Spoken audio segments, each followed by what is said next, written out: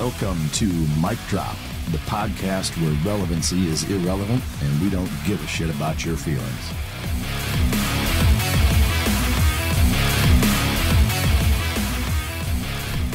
Ladies and gentlemen, as always, it's both an honor and a pleasure to welcome my next guest to the podcast.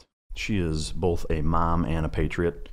She spent 23 and a half years on active duty as a Mustang, and for you civilian assholes, that's enlisted and then officer.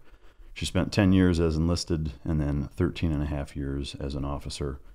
She's currently an RN for the Joint Trauma Services as well as in the ER at Balboa Naval Hospital. She's an instructor for Ragged Edge Solutions, teaching soft personnel prolonged field care. She's also a flight nurse for San Bernardino Sheriff's Department.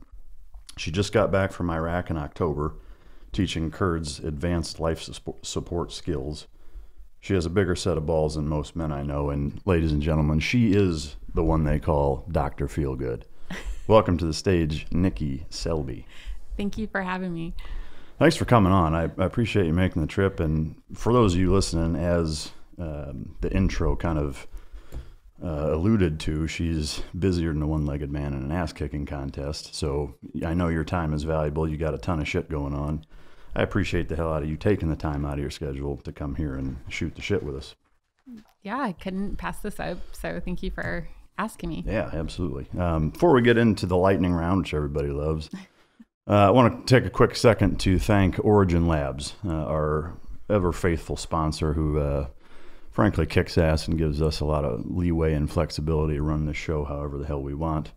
They're the purveyors and makers of all of the Jocko products, the T, the Go, the Discipline. They've got a number of different things, as well as they make boots and pants, grappling gis, and looking for some exciting stuff with them in the future here very shortly. Also, a quick shout out to teamdog.pet. That's my online training program. If you have a dog, go ahead and choke yourself if you haven't signed up for that yet. I've got all my products on there as well. I got some new shit coming out here at the end of the month or early next. So be on the lookout for that. What was your first job? My first job was, I was actually 13, and we just moved into a tract home development. And the lady who was running the office and selling the homes asked me if I wanted just to come through and straighten up the model homes and do that type of stuff after school. And so I was like, sure. Any interesting stories from that? No, not really, no. What what time frame year wise was this when you were doing that? This had to have been early 90s, late 80s. What do you remember what the pay was? Oh gosh, no. It was definitely, maybe like $5 an hour or something. I don't even know. I don't even think it was that. It was like $3 or $4 an hour. Not even minimum wage. Because I remember when I was working at a pizza joint later in life and I was making $5, I was like, oh, this is great. That's fucking classic. What's the best advice that your dad ever gave you? Or the funniest? Well, there's best advice. I just thought of a kind of a not appropriate one. No, there is no such thing as inappropriate on this show. So well, it's kind of, people are probably like, that's a weird conversation to have with your dad, but send it. It sticks out for some reason. Yeah. But a man likes a woman who is classy on the outside and, professional, and then a whore in the bedroom. Your dad told you that. Well, I'm not going to say it's inappropriate. I have no idea why because we don't have conversations like that. I'm not even sure why he said that. When he told you that? I had to have been a teenager. Well, fuck, I hope so. He's not 5-year-old Nikki like, listen, sweetheart, here's the deal. Yeah, that's fucking I great. don't know why that's. I'm going to do a virtual high five to your dad. What's your dad's name? Michael. Michael, see, I already fucking like him. How can you not like a guy named Mike that gives his daughter advice like that? Oh, I love it. Well, he's going to kill me. Yeah, no, it's fucking great. Have you ever been skinny dipping? No. No? That's kind of a surprise, actually. Yeah, but... You seem like the type of person that would have been skinny dipping. I'm a very self-conscious person. I don't... you can go at night.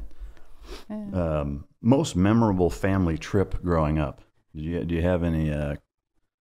fucking National Lampoon's vacation trips? I mean, every year my dad always wanted us to go on summer vacations. So we got in the car and went on various different trips. So I have a lot of good memories. I think the one that sticks out, and because there are a lot of pictures, is when we went to the Grand Canyon. It's always beautiful. But I mean, he always took us through all of the national parks. Actually, no, we went up to Kings Canyon. Oh, okay. In the Redwoods. And that was, to this day, I always want to go back there. Yeah. So. That's interesting. I do the same thing with mine. For the last 4 years, every summer we'll take several weeks and go to a number of national parks. And, my kids love it. I love it. I think it's a great way to raise kids and gives them some balanced perspective and gets them away from just the daily grind and watching TV and just the normal shit that they, I think, get bored with at summer. So that's neat to hear. Was there any of the trips that you went on or vacations that just were a fucking disaster? Or were they all pretty good? No, they were always just good. Like never car breaking down or your shit got broke into or nothing like that, huh? No, we're very boring yeah, family. All right. What's the cheesiest pickup line that you've ever been told? Oh my gosh. I feel like I should There's have rehearsed that this. You should see my DMs. No, I can't even imagine. Well, this generation, they don't even bother with the lines. They just send a picture of their genitals. And apparently that's supposed to get you going. I don't know. Unsolicited dick pic. Oh my God. Yeah. It's unbelievable. Even when you tell them don't do that. Well, I think that makes them want to do it even more. But if she just sees it, maybe. Though? I mean, you're talking to the wrong guy. But, I don't get any dick pics in my DM, so nor do I send them. But yeah. All right. So I think I know the answer to this based on what you brought, which we'll get into that. What's the best alcoholic drink ever? Oh, well, I do have to do a shout out to my brother and Mezcal Veras people. If you like mezcal or tequila, that's the go-to. And can you spell the brand? Veras. Okay. And if you're in Vegas, go check it out. So it's available in a lot of. Is it like in any of the clubs? Like is Spearmint Rhino sporting the brand? Don't act like you don't know. I don't know. I mean, probably it should. Right? Probably, yeah. I mean, every night he's out. Well, Spearmint Rhino, make that happen if it's not in there. Yes, please. The next time I'm there, I want to try it. What is your favorite hobby? My favorite, well, I play tennis. Really? I've been playing since I was 4, shit. So I'm still on a few competitive teams. Do you have a favorite tennis player that, like, while you were growing up, that you wanted to emulate? It's funny. Well, Chris Evert was one that I always looked up to on the female side. The male side, Andre Agassi's from Vegas. He played when we were juniors, and he was always in and out of all the tennis clubs. Totally idolized him, followed him through everything. Yeah, you thought he was hot too, didn't you? I did back then. Yeah, with the earring bandana and the all. freaking long whatever. Yeah. Saw him later in life when I had my own daughter who was playing tennis, and she was probably 8 at the time. We watched him do a practice match, and afterwards, I mean, there wasn't anybody in the stands really, just a few of us. And he came up, and my daughter had this huge tennis ball for him to sign. And I'm like, yeah, go do it. Because he always talks about how, he loves kids and all that stuff. And she goes running over. I pushed. She didn't want to do it because she's very shy. And I'm like, no, he'll totally do it. He loves kids. He comes up. And again, nobody else is around him. So it wasn't like he was getting overran by all these fans. And he looks at her and he gives her the hand. No shit. Yeah. It's a total prick. After that, I was like, you know what? All these years of supporting your ass. Yeah. How old was she? She was about 8, I want to say. God, 7 or 8, and she was just heartbroken, and I made her go do it, and I'm like, I feel like a total loser. So it's a mom of the year award shit right there. Yeah, God, that's fucking terrible. I was very angry after that, and I said, not supporting. Yeah, I don't understand that. To me, like, and I know, I mean, I guess sort of see certain people if they, if they're popular enough or get bombarded enough where you probably get sick of it and whatever. But to me, there's an underlying principle that the reason that you are where you're at is because of people like that, right? And so when you do that, to me, like, I can't think of anything more ungrateful than doing that. Now, if somebody's with their kids and they're out to dinner or they're in a bathroom or something, okay. But when you're doing what you're fucking world famous for in a public venue. Like, don't be an asshole, you know? Yeah. And I could have understood if there were tons of people around him and, you know, he had somewhere to go, but she literally was the only child and the only person asking him for an autograph. And it was just, that's fucked to up. put a hand in her face was like, okay. Yep. What is your morning routine? My morning routine. So it really varies on day to day. So I guess, you know, for a normal day when you're home, not traveling, just kind of a run of the mill day, what does that look like? From the time you get up and what you eat, work out, you know, whatever, the first 3-4 hours of your day. The first 3 or 4 hours is multitasking usually. So I have work calls that happen on Texas time. So it's 2 hours before I am. So they usually start around 5 for me. So I'll turn that on, and you know, it's a group conference call, so I don't have to really participate usually. And then I'm running around getting my kids up, getting them up and ready for school and fed, and me showered and take them to school. So the kids, can you or will you? Do you want to talk about them at all? Like Sure. In terms of how old are they, and they live with you full time, I'm assuming? Or? Yes. Yeah. So they are 10, 11, and 19. Oh, wow. So they're a little older. You don't have toddlers running around. No, yeah, it's gotten much easier. Yeah. No, I know it. I mean, going through the full gamut of the different phases. My kids are a little older now too, and I mean, at least for me, I remember always thinking like, God, I can't wait until they can wipe their own ass. Yeah. I can't wait until I don't have to fucking watch them not try to stick their tongue in the fucking outlet, you know, like, but then you get to the next phase and it's like, now I can't wait for like, and you know, to me, I've tried to be good about not wishing their childhoods away, right? Of always wanting the next steps that you don't have to deal with whatever. And I think it's, you know, for all of you younger parents that are listening out there, you know, take that as some advice from two people that I think, you know, have been there fairly recently, is that it's important not to do that, I think. But did you find yourself doing that same kind of thing? Oh, yeah. Especially with my first, because I was only 22 when I got pregnant with her, and, you know, enlisted at the time. I was at rescue swimmer school and I was trying to juggle that. I was trying to do my prerequisites for nursing, and it was just a constant, you know, I was lucky to get 4 hours of sleep every night. And I was while you were pregnant, huh? Well, this was, after I had her, and then, you know, as an after. infant and toddler. Holy and shit. just, yeah. So you were going through that while, you know, when she was an infant. Mm-hmm. Holy hell. Oh, yeah. And it was very tiring for me. So it was very much, you know, I can't wait till she can put her own clothes on or, you know, feed herself. And now I have such a big age gap between, you know, my oldest and my second. I really try hard not to do it with the two little ones, because I do see how fast it goes. I mean, she's 19, she's in college. Does she help out with the other ones, I hope? When she was here, yes. Yeah. She goes to school in Iowa now. So she's... No shit. Where at? Iowa State. Really? Yeah. She's a fucking cyclone. I'm from Iowa. Oh, really? Yeah. I have a huge family out there, Yeah, I'm from Waterloo, Iowa. I'm a big Hawkeye fan, of course, but yeah.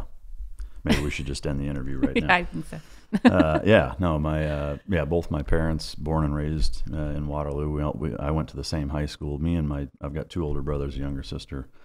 All four of us went to the same high school that my parents went to. Like, you know, my whole family's from there. But yeah, my dad's side is all crazy. From there. My dad was born there, and yeah, that's wild. What is she doing at Iowa State?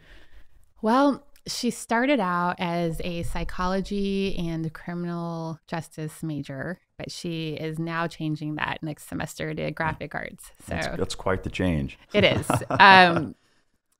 When she said she wanted to do the psychology thing, she loves Clarice Starling from Silence of the Lambs. But I think all women like psychology to a certain degree. I think so. Yeah. I mean, we are very analytical and we pick people apart. So every one of you. Yeah, exactly. It's a natural fit. You're all psychologists. Natural. We don't need a degree in it. You're all fucking freelance psychologists on your own. Exactly.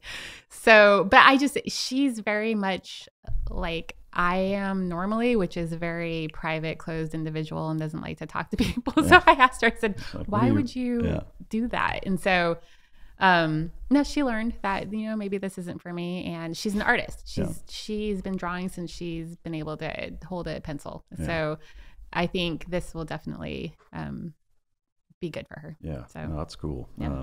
Especially, Iowa State. I mean, it's a great school. It's beautiful. As much as I knock it, I mean, Iowa's a great state, period. But so, in terms of growing up, it sounds like, am I safe in assuming that you're from Vegas? Yes, my dad landed there. So Okay. he was Air Force, and Okay. he retired at Nellis, Okay. and so we stayed. So tell me about your childhood, kind of growing up, like where it was at and how that all went. Just family life in general. So I was born in the Philippines. Oh, shit. He was stationed there. I'm not Filipino. Yeah, but it was the last 2 months of his rotation there, so I don't remember anything of it, obviously. Do you have dual citizenship? No. No. Nope. Because I was born on the Air Force Base, so Yeah. it's like being And you were born only there on 2 the- months? Yeah. Yeah, okay. Yeah.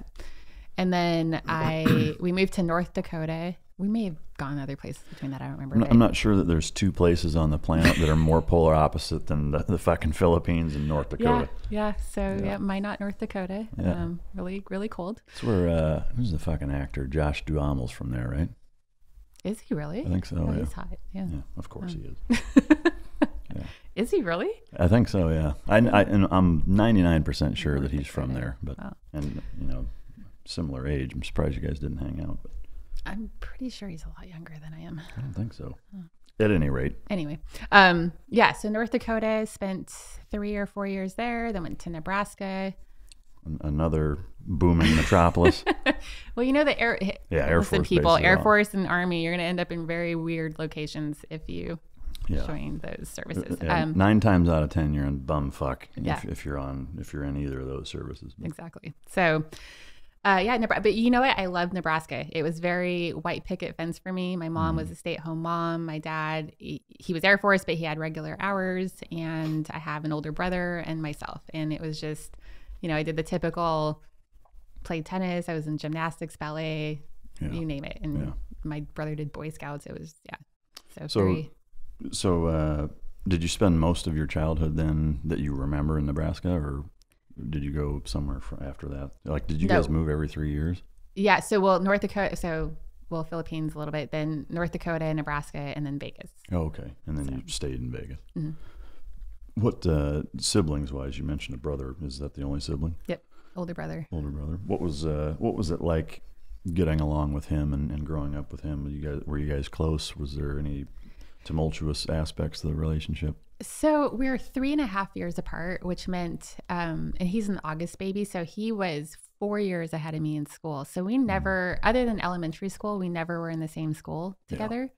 And that little bit of age gap was huge when we were that age. So when we were younger, I'd say we were really close because we did move around. And so, you just have each other. So you're talking to each other all the time and you can relate. Once we entered the teens, or when he did, that's when we started being a lot more distance. We weren't very close through those years. And then now that as adults, we're close again. So I think that's kind of typical. And Yeah. I mean, I suppose if a 14-year-old boy and a 10-year-old girl probably don't have a lot in common. yeah. Yeah. He would get mad at me. I always tried to steal his clothes. I don't know why, because I wasn't a tomboy really, but he always had really cool clothes. And I thought he was, the cool older brother, and I wanted to be like him. So I would steal his clothes. He'd get so mad at me. And we fought a lot about that.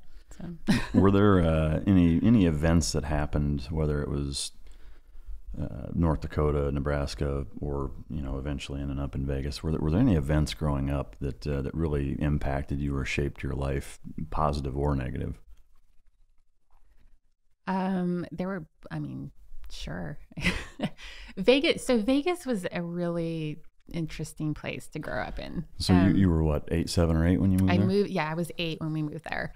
One of the first, I know my first memory was like, this is hell. We moved in the summer. And it was probably 115 degrees. Yeah. And I had one of those garage doors where you had to manually lift it, and we had the lock. And I grabbed the lock and burned the crap out of my hand and was like, this is not okay. How is this possible? Yeah. So that was the start of that. And then it's just, Vegas is, you just have a lot of access to really bad stuff. Yeah. All the time. As a kid. Yeah. Maybe shit even as an adult, but there's a little balance there as an adult, maybe. Yeah. But so I feel like that's when my white picket fence family Burnt to lost the the ground. fence. Yeah. And not anything to do with my family, but my mom started working, and I don't know, I just didn't have that very, what you imagine, coming home from school and your mom's there baking cookies or whatever. Like it just wasn't there anymore because she started working in one of the casinos and it was gone all the time. And so, I mean, essentially at 7 or 8 years old, like your life essentially got flipped right upside down then. I felt like it did. I mean, our family was still intact and we had no problems within the family. It was just the everyday routine just got really messy and not what I was used to. And I'm assuming school-wise, moving from Nebraska to Vegas, like were you looking around like, holy shit, who are these kids? Like, is there a huge disparity? It wasn't too bad because I was in second grade and you're still at that age, you're not really like, I mean, every kid seems pretty much the same. But once I got into middle school, you started, and again, I don't know if it would have been the same in another state, but you just start seeing all this really bad stuff that, kids that age shouldn't have probably. Yeah. And I managed to stay away from it for the most part. I was very like in the group of my friends, I was the mother hen and always nagging people and you shouldn't be smoking and you shouldn't be doing bad things. Cracking the whip. And then my sophomore year, I kind of just gave in and, it was all downhill from there. As a sophomore. Right? Well, so my dad invested so much money in my tennis and it really kind of was that like at least get into college with this type of thing. And my sophomore year, I was a really good student, did a lot of activities, played tennis. I was in the orchestra. I played the violin. I just got in with the wrong crowd and stopped everything. So, I mean, tennis wise at 13, 14, were you at a level where you were, if you had kept going at that rate, like you probably would have at least gone to college for it? I think so. I was playing tournaments. I was ranked in the state. Yeah, I mean, it was my life. We were every weekend we were at one. So what people don't know is that most of the casinos had a tennis club back then, or most of the big casinos. Mm-hmm. So that's where everybody went, to the Strip. And like Caesar's Palace had a really great tennis club, and the Dunes way back when, if you even remember that casino, the Sands. Yeah. So these were very hot local spots for tennis people. Mm-hmm. And we would go to these casinos, the Desert Inn, and play every weekend. Yeah. And then, in tournaments and whatever. And so, I mean, can you kind of talk about what happened when you say, shit went downhill as a sophomore? Like, did you get into drugs? What?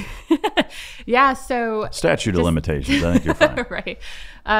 Yeah. So I just, we were hanging out with a crowd that, again, all of that stuff was always around, but I started experimenting a little bit and, like just weed, or did you get more into? Yeah, I tried a little bit of the crystal meth. Oh shit. Yeah, tried it once. And that was.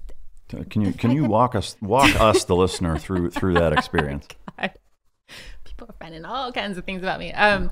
Welcome to yeah. Mic Drop. So I tried that, and I don't understand how people are addicted to that. I really don't. So you were able to do it once and be like, what the fuck? I just, at first you're like, okay, yeah, this is kind of cool. Like you're on this weird high and you do want to like organize everything and clean everything and just like go crazy because you have so much energy that I don't know where it's been, the last however many years. And then, hour 6, 7, 8 goes by and you're like, oh my God, I just want to sleep right now. Like why? Oh no. Yeah, you're just wired. It probably took me 24 hours to finally like be able to sleep sort of. And I was seeing things. I mean, it was just like, this is terrible. So this is terrible. So you were what, like 14, 15? About 15. Or 16. I was so, I mean, the 24-hour period, I mean, I'm assuming at that age, at some point in that 24 hours, you were around your parents. I was, but they worked graveyard and swing shift. I don't remember what they were working at the time. So they weren't home a lot at night. Yeah. Parents, this isn't your fault. Don't freak out. She's calling you out. It's because you weren't home, my Mom. My parents are great. I love my parents. Yeah. So, but yeah, you know what? In reality, that probably had a lot to do with it. We did get a lot away with things that you normally wouldn't if your parents were home all the time. So, yeah, I don't think they noticed because I was up all night and then, by the time they were the next day, I was sort of back to normal, I think. But So that's the only time you tried that? Yeah, that, and then I tried acid once. Yeah. My best friend and I did, and she. God. You can't believe like, are you talking about this? Really? Yeah. No, she had just started driving, I think, and we thought it was a great idea to do this. And I remember her boyfriend being in the car, and we were driving, and she was turning left, and it was a left turn signal, and it was red, but she went. And he was like, what the hell? He didn't know what was going on. Yeah. Like, what the hell are you doing? And she was like, what? It's green. And I was like, yeah, it's green. Yeah, he was like, whatever that color was a you red want. fucking light. What the fuck are you doing? So he's like, pull over. What are you guys on? I'm like, what? We're not on anything. So yeah, he made us pull over, and he got in the car, and that was that. Was that the one time you tried acid too? Yep. Yeah. Anything above and beyond that? No, you know, I've been around people who've done coke. And I mean, I'm going to say it sounds great, but I mean, it sounds much better than the rest of them. Yeah. But I've always had this thing in the back of my head. If I try that, I'm going to die. Yeah. I don't know. So that's always prevented me. I don't know why I've had that in my head. Yeah. But. Well, so, fast forward now as a nurse, thinking about, putting those types of, foreign chemicals as dangerous as they can be in your body at that age. Like, is that something you think about much, or of doing that shit back then, or have you kind of moved past it? You mean like any damage that has been done? Well, I mean, just I guess generally speaking, like, is that something you think about? Like, God damn, why did I do that? Or No, because it never got out of control for me. But I've always been that personality. I can literally like smoke a cigarette and not touch another one for a year. I mean, I don't have an addictive personality at all. So. Except for food. That's, Anyway, but yeah, I've never got so deep into things. And I've watched a lot of friends go way off with all that stuff. But no, I think experimenting is not terrible. Yeah. I mean, to me, it's necessary. It's like, again, within reason, is that, no different than Mormons or, some polygamy cultures, or like some of the Mennonites, Amish, different subsets of our society that have, super restrictive childhoods, and then they grow up, and, like with everything, is life is about balance. And if you don't have that, now all of a sudden you're like, there's this whole other world I knew nothing about, and now you lose your fucking mind because you've never, been around it. So I think it's important to try some new things. Now, drugs are, you could look at it a lot of different ways, but I never did any of that shit growing up. Strangely enough, I mean, there was plenty of it around. I think I was just more scared of it than anything, but that and, the friends that I ran around with didn't do it either. So, right. I mean, you always, if you're running around with people who are trying stuff, and that's the thing with Vegas. Again, I just think it's more people are doing that, or it's more out there, and it's easy to get. And so it's, kind of opens the door to and then if you do have an addictive personality, then it's just downhill from there. So I just realized when I asked you about your morning routine and you mentioned your kids, now we completely skipped that. I would like to circle back real quick. Let me reel myself in here for a second. I led you astray. Just not the first time. What does your morning routine look like on a normal day, real quick? So I wake up, and if I have calls, I call in, and I usually put it on mute and get myself ready, up and going, make my you're coffee. Getting ready while the call's going on? Oh yeah, because these calls go on forever. So do they know that? What do they do now? Yeah, they didn't know. Coffee is always straight good. Black, or do you put anything in it? I have a weird coffee concoction thing I do. I put a little bit of protein shake, a vanilla protein shake in there, and then I put some collagen protein in it, and that's my coffee. Yeah, so it's not bad. Yeah, I mean, I have a bunch of shit in mine.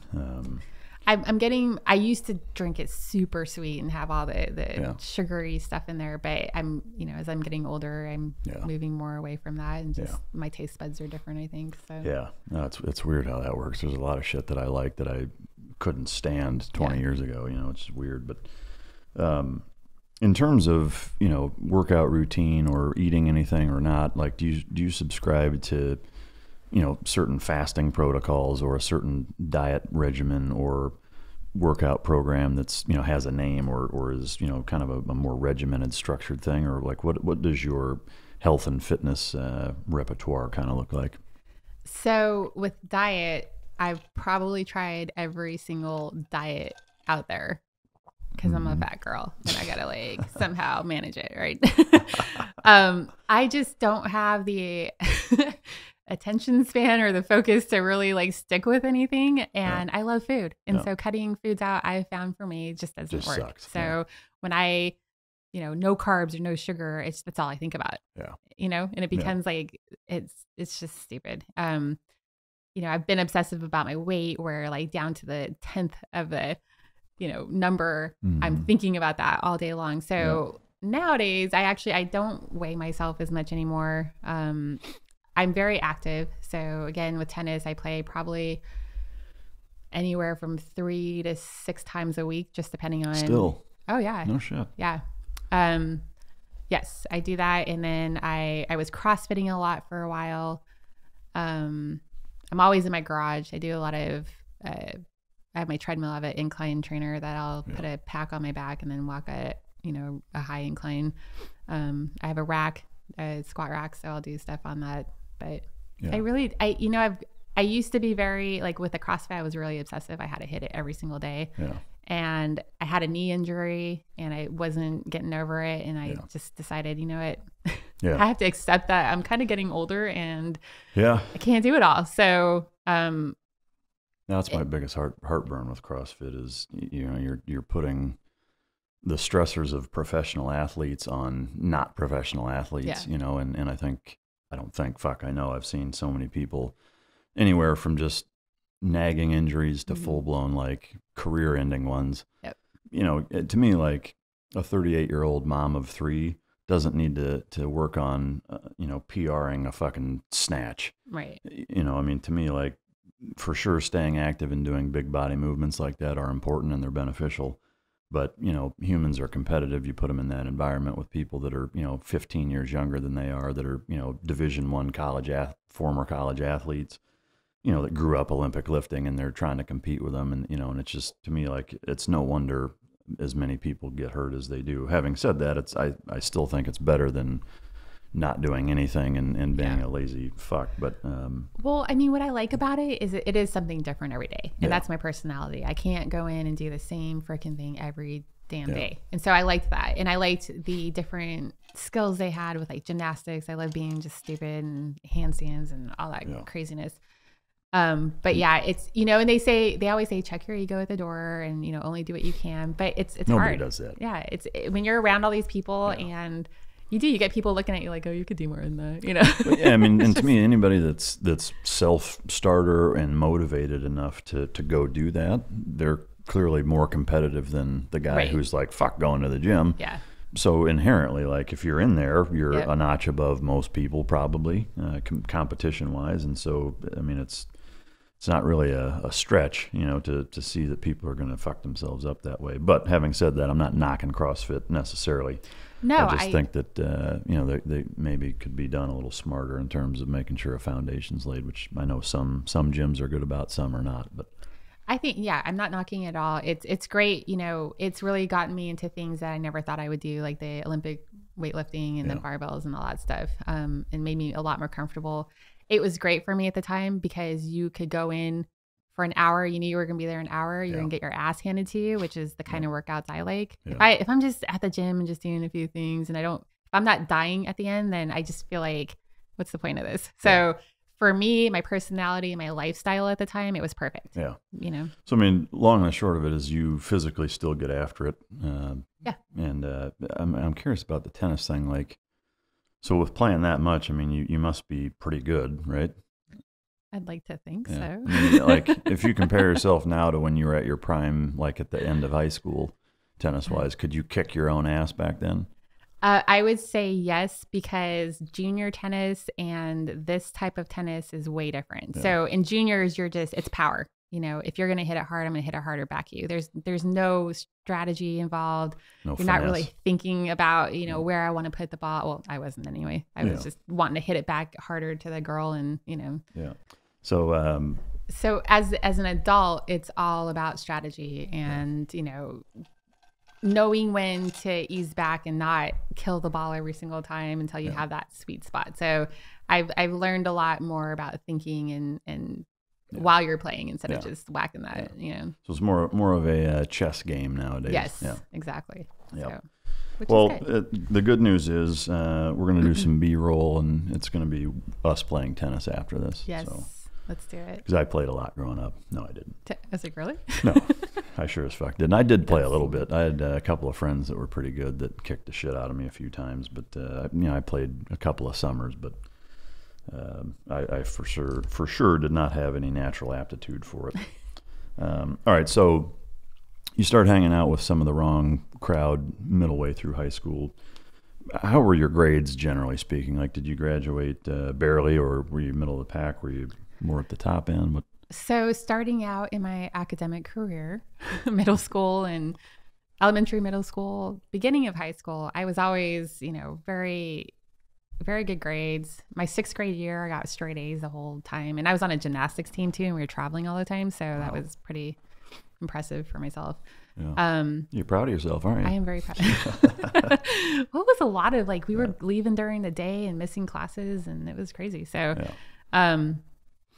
and then my middle school, I still got good grades, and it wasn't straight A's, but definitely A's and B's. My dad did not accept C's very well, so it was A's and B's. And high school started out well. I was always taking advanced classes. That sophomore year, though, that last semester kind of did me in. It ended with a 0.8 GPA. Right? Yeah. 0.8, huh? 0.8. I mean, you're almost at a full point. I was on the, But you managed to recover junior, senior enough to graduate, huh? I did, but that's because of that GPA. I got kicked off the tennis team. My academic director got me into summer school, and we were trying to pull it up, but it was so bad that I couldn't even take enough classes to bring that grade average up. So. I mean, how, especially your dad, but just your parents in general, how did that go when you came home with a fucking 0.8? Well, they were just, it's like, what the hell's going on? So, we're a close family, but we don't talk about a lot of I don't know how to explain it. We don't talk about feelings, and we don't. Is that the Air Force in them? I don't know. I mean, we just don't get in the weeds with each other, and he kind of was like, "Is everything okay?" And I was like, "Yeah, everything's great." And he's like, "Okay." Yeah. I knew he had his eyes on me, though. He knew that something was up and something was wrong, but. I did. I managed to recover, but that's probably one of my big regrets is getting kicked off the tennis team and not being able to finish out. Yeah. So doing that and seeing where it went. So once you got kicked off, then you couldn't get back on as a junior and senior? I couldn't for junior because they're the first sport in the fall. So they go off the previous semester, which is the spring of my sophomore year. Yeah. So junior year I was done. I may have been able to my sophomore year, but at that point I was just your done. Senior year. Right? So. Yeah. What kind of influences did your parents have on you, generally speaking, growing up, and as you transferred into graduating and getting out of the house? I mean, it was, my mom is full Asian, loving mother. Is she mother. Filipino? She's Vietnamese. Oh, okay. Yeah. Very loving, but, just always there. And which was, we had some difficulties just because I am not a feelings person and, she's very much so. And so I would just like, leave me alone, which is just, and I love her to death and, feel bad about that. But, she was just the very traditional, just the mom that you wanted to have because she was always there for you. She'd do anything for you. My dad, he's, I think, a big reason of why I'm as strong as I am. I mean, he's, never was a tomboy, but he taught me how to throw a football. He taught me how to drive stick shift. And it wasn't just like, this is how you drive stick shift. This is how you race a car. Yeah, so how you fucking drive. This is how you take a corner. Yeah. That's how you steal a car too, by the way. So it was just, he always had me, he was always teaching me stuff and he's a huge historian and huge military history. So are your parents still together? Mm-hmm. Yeah. Yep. Still a great relationship, I'm assuming, with them, or? I mean, they're in their 70s. So I mean, they're from what they can remember, right? Yeah. There's, typical long marriage. Yeah.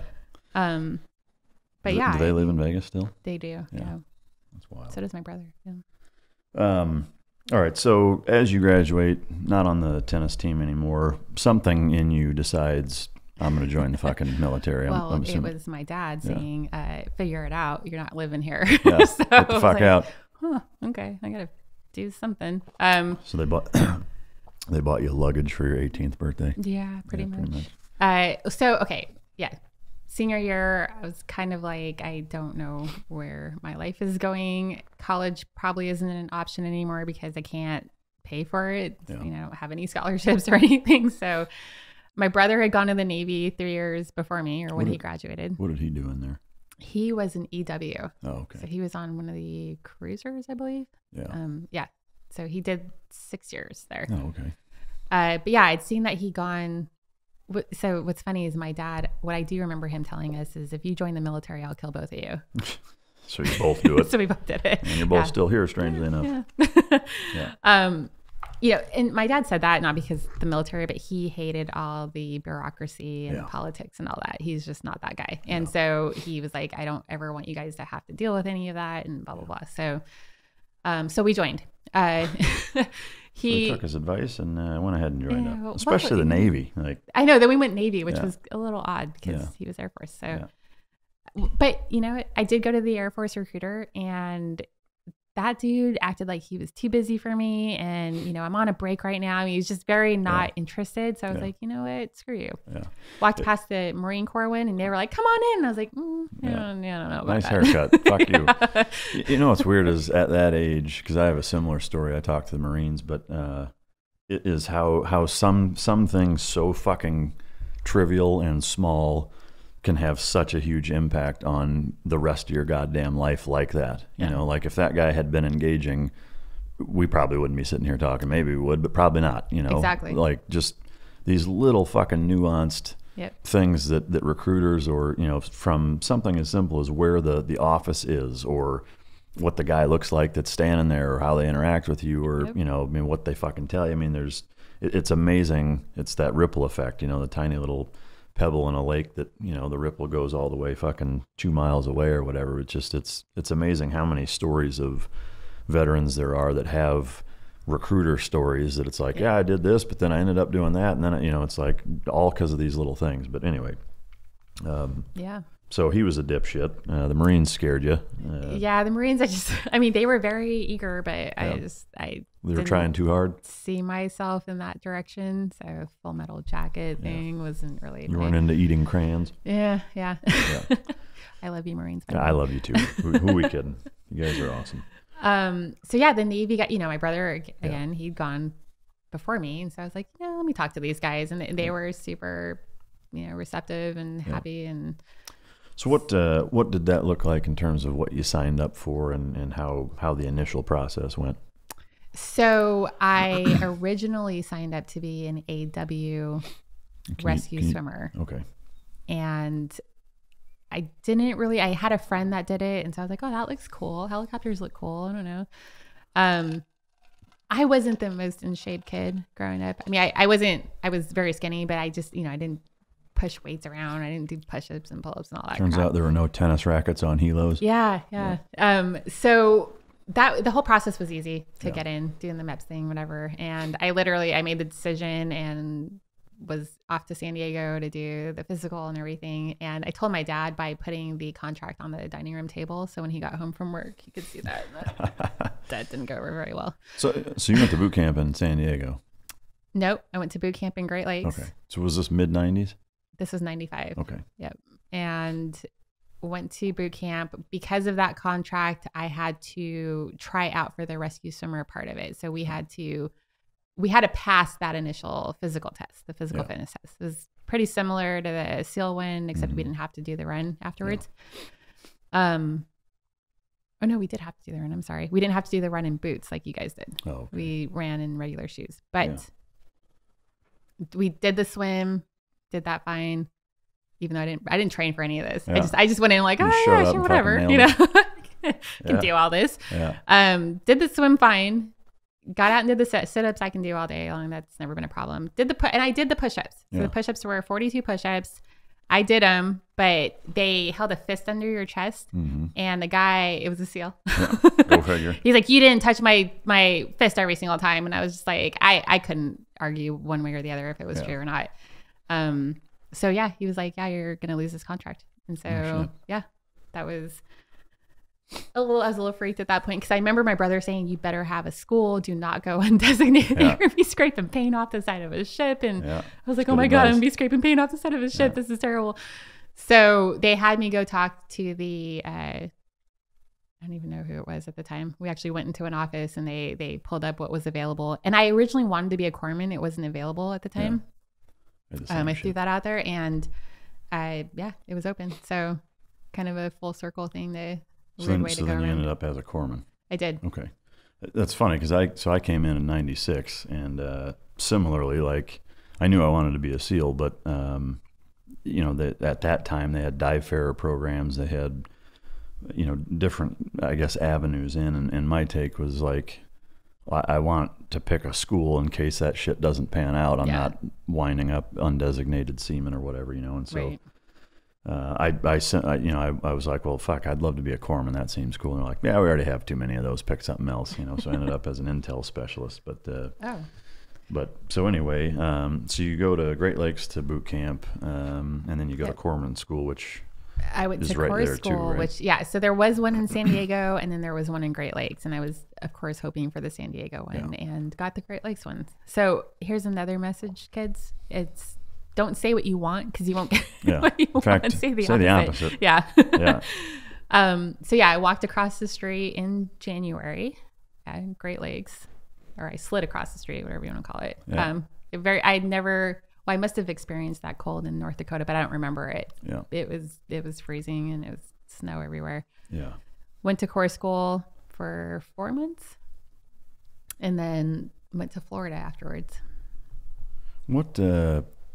What's that pipeline taken in terms of time from when you graduated boot camp, you go over there, and then from that time until you're actually out in the fleet or at your first duty station, what period of time is that? So it was about, I want to say 6 months total. So I started boot camp in October and then graduated Corps school in April. Okay. And so from there, what was your first duty station? It was Branch Medical Clinic, Whitingfield, Florida. Fucking Branch Medical Clinic. Yeah. So, I mean, I'm assuming that's like as white glove hospital, like. It's not even a hospital. It's a clinic. We had an acute care area in the back, but, mostly saw active duty and their family members for the sniffles and whatever else they came through. It was the primary place for aviators, so we would do a lot of the physicals for them. Yeah. But yeah, it was very not exciting at all. And, I originally joined, I was like, I'm going to do the 5 years and I'm going to get my GI Bill and be out. Yeah. And that's it. Like, this is how I'll go to college is do one enlistment. Yeah. What changed, I guess? So, I mean, with that deployment, where was the point with which you decided, you know what, I'm going to do more than just, and why, I guess? So I was going back and forth. I always wanted to fly jets. Mm-hmm. And I was going back and forth with is that a possibility? Can I get to that point? And then being around all these aviators, I'm like, that's so cool. They get to fly all these cool airplanes and helicopters.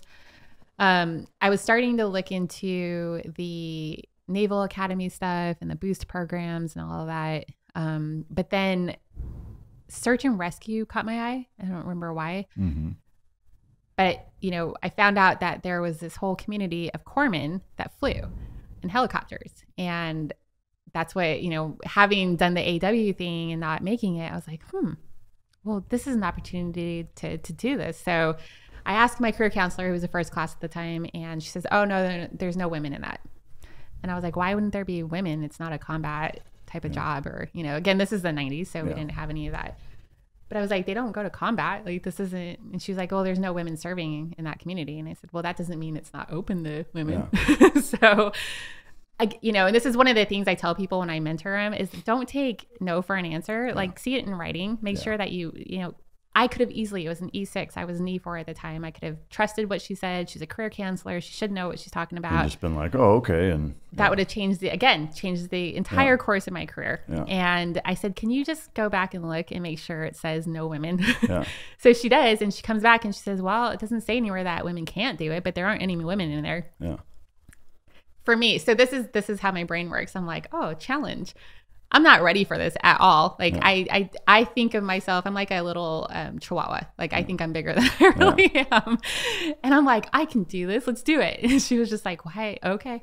Yeah. So were you were the first woman to? I wasn't the first. There were women, or I knew one for sure that was before me. There may have been, I don't know if there were other women before, but at that time I was the only woman doing it, or attempting to do it. And so I put my package in and end up getting accepted for it. And that's when it, shit like this always hits me. Like, wait, what am I doing? Yeah. So what is the designator and the official title for that? So it's 8401 is the NEC, although they've gone through and changed the NEC system. I don't know what the new one is. And for you civilian assholes, that's Naval Enlisted Classification.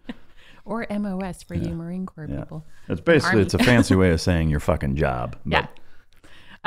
So it's search and rescue medical technician. Yeah. Okay. So SAR or MT or. That's fucking cool.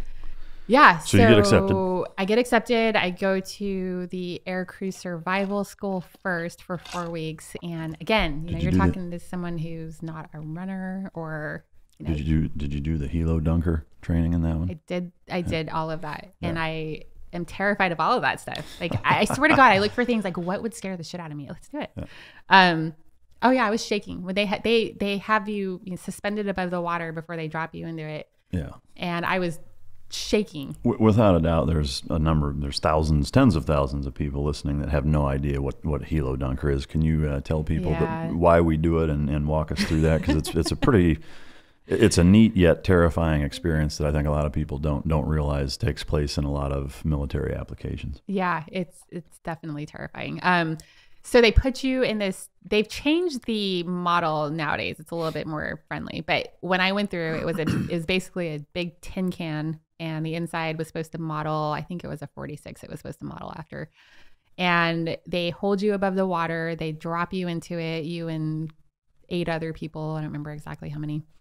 And you have to let it sink to the bottom and then roll over. Yeah. And what it's mimicking is if you are in a helicopter crash or the helicopter goes down over water, you're supposed to wait until the helicopter flips over and all violent motion stops. Yeah, because, and just for you people out there, that is what happens, is that because the rotor is so heavy, when it hits the water, that rotor tips it over and flips it completely upside down. And so what they don't want you to do, and what's not a good idea, is trying to unbuckle and get out while that thing's fucking rolling around and bobbing around. So they ask you to wait. But Yep. So you're supposed to stay inside because it's more of a danger if you are still alive at that point to try to exit the helicopter and get hit by rotors and whatever else is out there. So the most difficult part is not unbuckling and trying to get the hell out of there, because that's what your instinct is, right? Yeah. I'm underwater and I'm upside down. This fucking sucks. So the first time, so you have to go through 4 times. You go through twice blindfolded, twice without, once through the main door, once without, or the nearest window, and then same blindfolded. The first time they dropped me, so you have to have your hands on the point of reference for you, and then one hand on your buckle when you drop. Yeah. You go upside down. Well, another natural instinct is to grab your nose and hold it, right? Because water goes up your nose. You can't do that because you're holding your reference point, you're holding your buckle. I immediately unbuckle.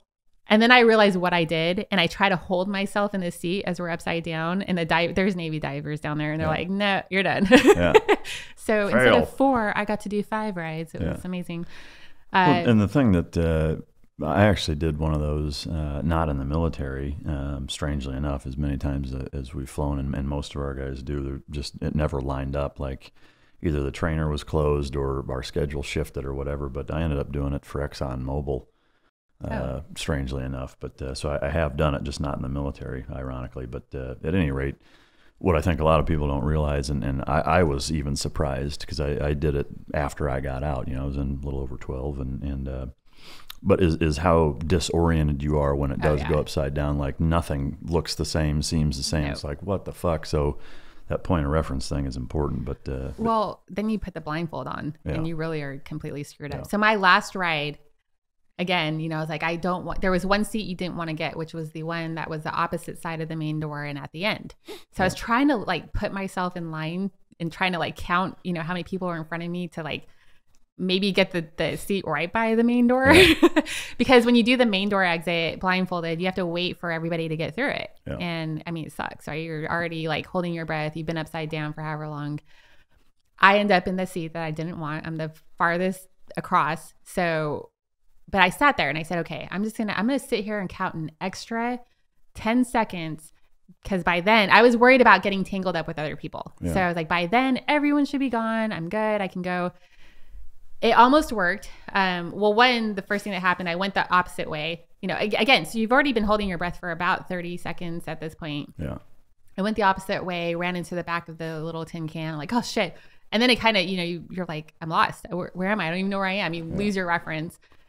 Gathered myself up, but I'm starting to feel like I need to breathe at this point. So I start going and I'm thinking, okay, that was another extra 5 seconds. So they really should be gone. Well, the guy in front of me was this really tall dude and he was going out the door and I was right behind him and he does this final kick. You're not supposed to kick. Yeah. He does a kick and kicks me in the face. And I still hold it together. I get out of there. I'm like almost dying at the end, but I did lose a tooth from that. No so, shit. Yeah. Did you get out and punch him in the nuts, or I was just like, what the fuck? You're not supposed to kick, dude.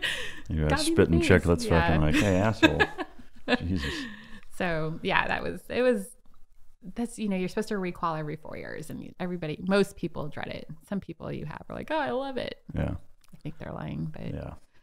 All right. So you do that. That initial phase was how many weeks? So that was 4 weeks. Lots of running, lots of push-ups. I was dying. I mean, it was my body's like, no tennis. Yeah, no. Yeah.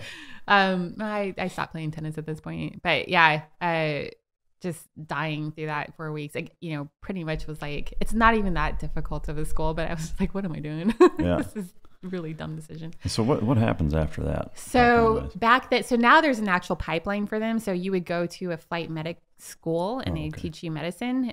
Now, or when I went through, you went directly to your duty station and you started this whole training syllabus with the senior SAR corpsmen. Mm-hmm. And they started training you and it takes about 6 to 8 months, depending on, you know, how fast you get through it. Yeah. I chose China Lake, California. Because you like to punish yourself? I was trying to get back west. And so that was the only thing available. Didn't know what I was, again, you know, like, oh, that sounds good. There were 2 other guys that were there. What's interesting about this time is I check in, and at the time we were attached to the branch clinic and then we were farmed out to the squadrons.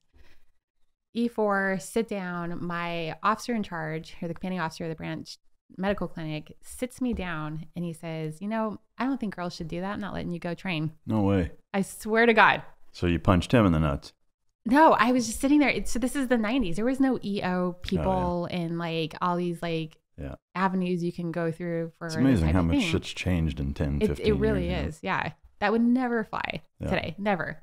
But no, he sat and I just sat there and I looked at him like, I don't know what to do at this point. He was just like, I don't want you out there. Like girls shouldn't be out there doing that. Like, this is what I'm under this contract. Like I have to get, I have to get my wings in a certain amount of time or I lose this entire job. And he was like, I don't care. Really? Yeah. And again, like, what do? You're an E4 and this officer is telling you no, and he's in charge of the whole place. So I made a few phone calls. Luckily I had a master chief from my last command that was super cool. He was a diver and he made some phone calls to my community leaders and they made their phone calls. And the next thing I know, he was like, okay, you can go train. But then he was like, but you're going to stand extra duties. You're going to stand EMT duties. So the 2 guys that I was with, they didn't have to do any of this, right? Yeah. Just me. God damn. You're going to run the immunization clinic as well. I should be only concentrating on training at this point. But I was doing all this extra stuff. He was just butthurt. Because he just, he didn't think I should be out there. And it was crazy. But very challenging time in my life because that community, it was either they liked me or they didn't. Yeah. And I was very naive. I just thought, oh, everybody's going to like me because I just never really thought of the girl boy thing or whatever. And I'm entering this community of guys that probably don't really want me there. Yeah. Did you find any other challenges as far as that goes with the rest of that pipeline getting certified, and how all did that work? So it was hard. So it was mountain rescue. And what I was told with Sarcorman is that it was over water and the rescue swimmer goes down for the patient. You stay in the helicopter. They bring up the patient to you. And I'm like, oh, that's okay. That's cool. I'm terrified of heights, by the way. Yeah. So I check in and one of my senior Sarcorman's like, hey, I got to send you to rappel school. And I'm like, well, why would you do that? And he was like, because we're mountain rescue. We go down. And I'm like, no. I'm not doing that. I'm not doing that. And I was like, that's not what was part of this. Yeah. And he was like, okay, well, you can lose your job. I'm like, okay, I guess I'm going to rappel school. So I ended up going to rappel school, and, first time off the tower, I'm shaking the entire tower because I'm terrified. But eventually do it, and do it out of a helicopter a couple of times from 150 and 200 feet. And yeah, it was rough getting through that. And so this whole process, from you got that initial 4 weeks and then a 6 to 8 month kind of almost OJT certification pipeline. Once you make it through all that, and if there's any other highlights during that pipeline, I'd love to hear about them. But like, if you could walk us through what it's like once you get that certification, and then beyond that, what your typical days were like, and what you were doing. So going through the pipeline, you're doing tons of training. You're learning how to be a crewman. You're learning how, your medical stuff. It's challenging in the fact that we didn't have formal medical training for that. You were an EMT and that was it. And so did core school and your medical training prior to that not really set you up very well for that? Really? No. No way. Why do you suppose there's such a disconnect? Like, to me, not being a corpsman and not knowing much about this aspect of the Navy, why do you suppose, and is it still that way? Like, why is there such a lack of preparation for that? So, because people they don't understand. A lot of people don't understand pre-hospital life. And it's, if you're expecting me as I don't know, at that point, I think I was a 20-year-old, to go out there and, perform a rescue by myself of a downed pilot and get him on the hook and get him back into the helicopter and keep him alive till we get to the helicopter with core school training. It's laughable. Yeah. There's so much that goes into that. That 4 months of training, learning how to do blood pressures and records and stuff isn't going to train you for. Yeah. So woefully inadequate in terms of prep. Yes. Yeah. Nowadays, they did have a big win, that community. They got paramedic paramedic is now going to be part of their pipeline. It took this long. So this was back in the late 90s. Yeah. It took this long to get that. We've been begging for that forever. Mm-hmm. And they should start that rollout and training, I think it's next year or 21. Yeah. Every other community, the PJs, the dust off guys, they're all paramedic. Yeah. They learned that in, the 2010, 11, that you needed to be paramedic to do that job effectively. Yeah. So yeah, I would say it's a win now that, it's going to be getting better. Mm-hmm. But no, at the time it was all OJT. So whatever my senior Sarcorman knew, that's what I knew. Because I really didn't. That was the training. We did have a syllabus, and you should know this, and this. But no, I was just not very prepared at all. So could you run down like a reduced laundry list of what you need to be able to do to get your certification at that point? At that point, so I had to get qualified as a second crewman. So that meant being able to act as a crew and call in confined area landings and that type of thing to the pilots. So and myself included, I'll be the first to admit, like, there's a lot I don't know about that community. What all does that really entail? So it sounds like it's mostly, being able to facilitate regular helicopter operations as a crew member. Is that the gist of it? Okay. Yeah, doing emergency procedures, anything like that. So that was one part of it. And then the medical part of it, being able to take care of any type of patients that are critical on your own. You didn't have a partner. We flew by ourselves as a medical person. So, and then you had the whole being, rappel qualified and learning how to do the ropes and, being on the hoist and all that stuff. And then being able to call landing zones from the air. It's just, that's a lot. It's a lot. Yeah. And it's to do that on the fly, OJT is just not acceptable. Yeah. So from the time you joined the Navy until the time you checked all those boxes and certified, what length of time was that? So at that point, I joined in 95. I got qualified in 99. Okay. If you were to do it straight 99. through, how long would it take? Like with no, just right into the pipeline, like what's the fastest you could get that certification now? Nowadays? 2 years? So boot camp, core school, air crew, 4 weeks. Yeah, I'd say maybe a year. They got SEER school, they got flight medic. You think, They go to the fleet replacement squadron to learn the crewman stuff. So Yeah. I would say about it, maybe a little over a year. Yeah, Maybe okay. 2 years. Yeah.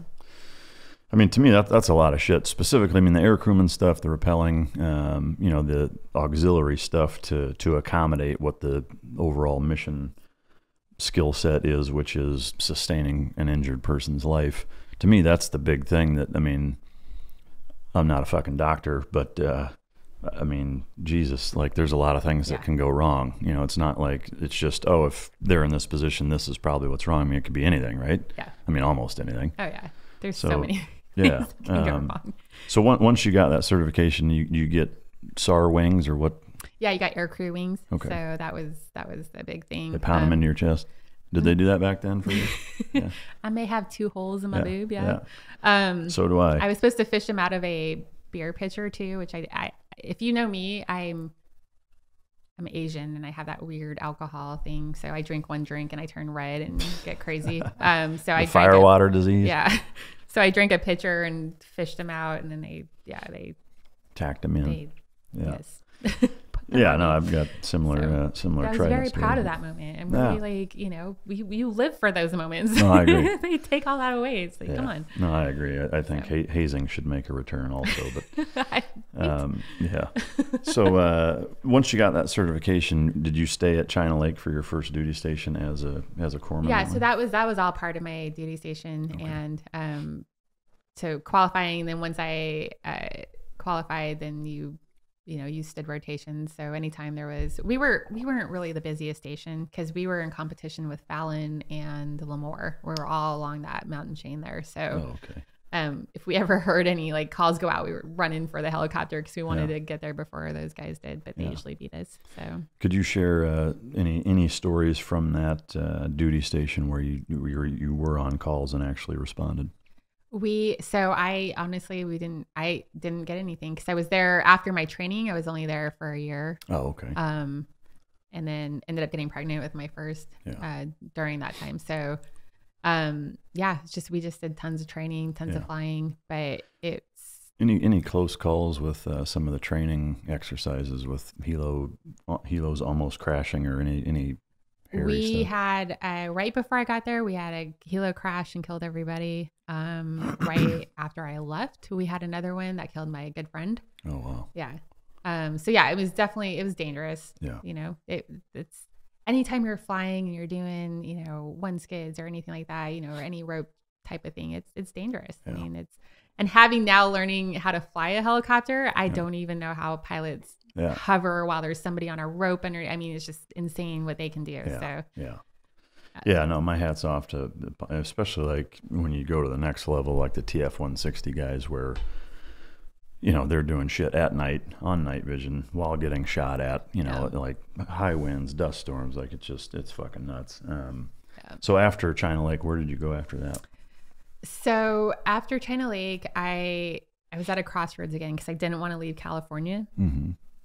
And the only thing available was rescue swimmer school down in San Diego, surface rescue swimmer school. So I wanted to do that since it was the only thing available. It was instructor duty. You weren't, it was kind of good for me at the time. I just had my daughter. But they wanted you to be an E5. I was still an E4 at the time. And so I called, I was like, hey, this is what I want. They're like, no, you can't. You have to be an E5. So I just, every month, that's all I would apply for. And they're like, there's other things out there. And I'm like, I don't want to do anything else. So I'll get out at this moment, if that's the case, this is what I want. And so nobody else was applying for it, which was really odd. So I was like, it's San Diego, it's instructor duty. Why is nobody else applying for this? So one of the head civilians up there ended up calling me and he's like, we're not getting anybody else applying for it. So, I'm going to do an interview with you and see if, you fit in. So he did it. He selected me and went off to San Diego to do another job I had no idea what I was getting into. So, went to rescue swimmer school to be an instructor. Went through the course myself. So terrible. Is that what they did? They put you through the course and then you turn right around and become an instructor? So I didn't. So I went down as the corpsman / medic. So we didn't have to go through the course if we didn't want to, because we were there for safety and make sure the students didn't get hurt and that type of thing. We had the option to go through, so you could teach other parts of the school. So we would only teach like the medical part and then be the safety observer. Oh, okay. Me being me is like, I got to go through I have to go through the course. How long is that? 4 weeks, of hell. What? Sucked. I was only female again. Yeah. Seems to be the recurring theme. Yeah. Which would be great if I was actually like the super stud, in shape, physical person. I'm very average people, so if I can do it, anybody can. There has to be something there. You wouldn't make it, because the one thing I know, like, their standards are what they are. They don't. Oh yeah. It was having gone there as an instructor, and they knew I was going to be an instructor. It was harder for me. Like, it was like, you are going to pass it, and we're going to make it difficult for you too. So.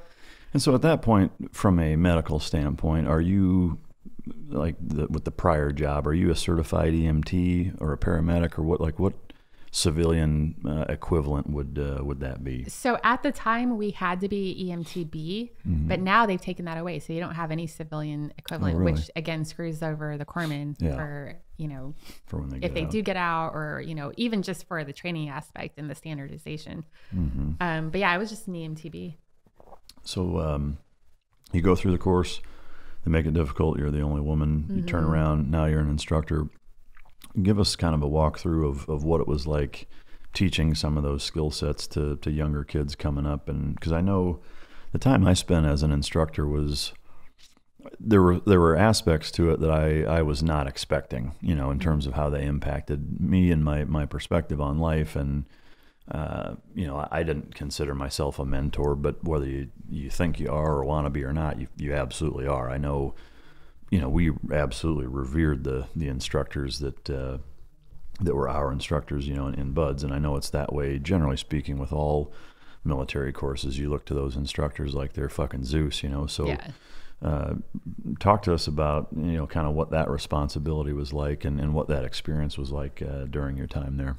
It was, again, because I was pretty young. I was the youngest person and the youngest ranking. I never looked at myself like that, but you see the students, and when you approach and they do the whole instructor Selby, and then they all respond back. It's kind of cool. That was kind of the moment where I realized, I love teaching, and I like being a mentor, and I like helping people. And, this is a really difficult school. And then, we didn't get many females through there. The 4 years I was there, I may have seen 5 or 6 females, and I was one of them. So was there a kind of an intimate connection in terms of pulling them aside and kind of giving them a little extra tutelage, being a woman? And they just naturally trended towards me, I think, because I was the female, and the other instructors were really intimidating. And they were supposed to be, because we're teaching another course where you either get this or you're going to kill people, or people are going to die. So they would come to me and they would talk to me, and they'd see me there, and it's like, oh, how did you get through this? And it was great. And it was good to help people and see their progress. A lot of them didn't make it through. Did some of them? Yeah. We did have a few that would make it through, but that what's funny is what people don't realize about that school is we have a very high attrition rate in rescue swimmer school. And we had one class where we graduated one student. Really? And the class picture is all the instructors and the one student in the center. It's like you're standing there with the fucking president. Yeah. I mean, it's if you've seen the Guardian movie with Kevin Costner, it's the same curriculum. So it's that program. Yeah. What is an average class size for that? We ranged, it just depended on, what was going on with the ships, because the ships every ship has to have 2 rescue swimmers on board. That will stop ship's movement. And if you know ship movement, that's a huge deal. So the CO was constantly, if they had qualified people, it was fine. But, if they didn't, then they were sending people over like crazy. So it was anywhere from 12 to 30, just depending on the month. Yeah. And ballpark attrition rate, do you remember percentage wise? Easily probably 50%. Yeah.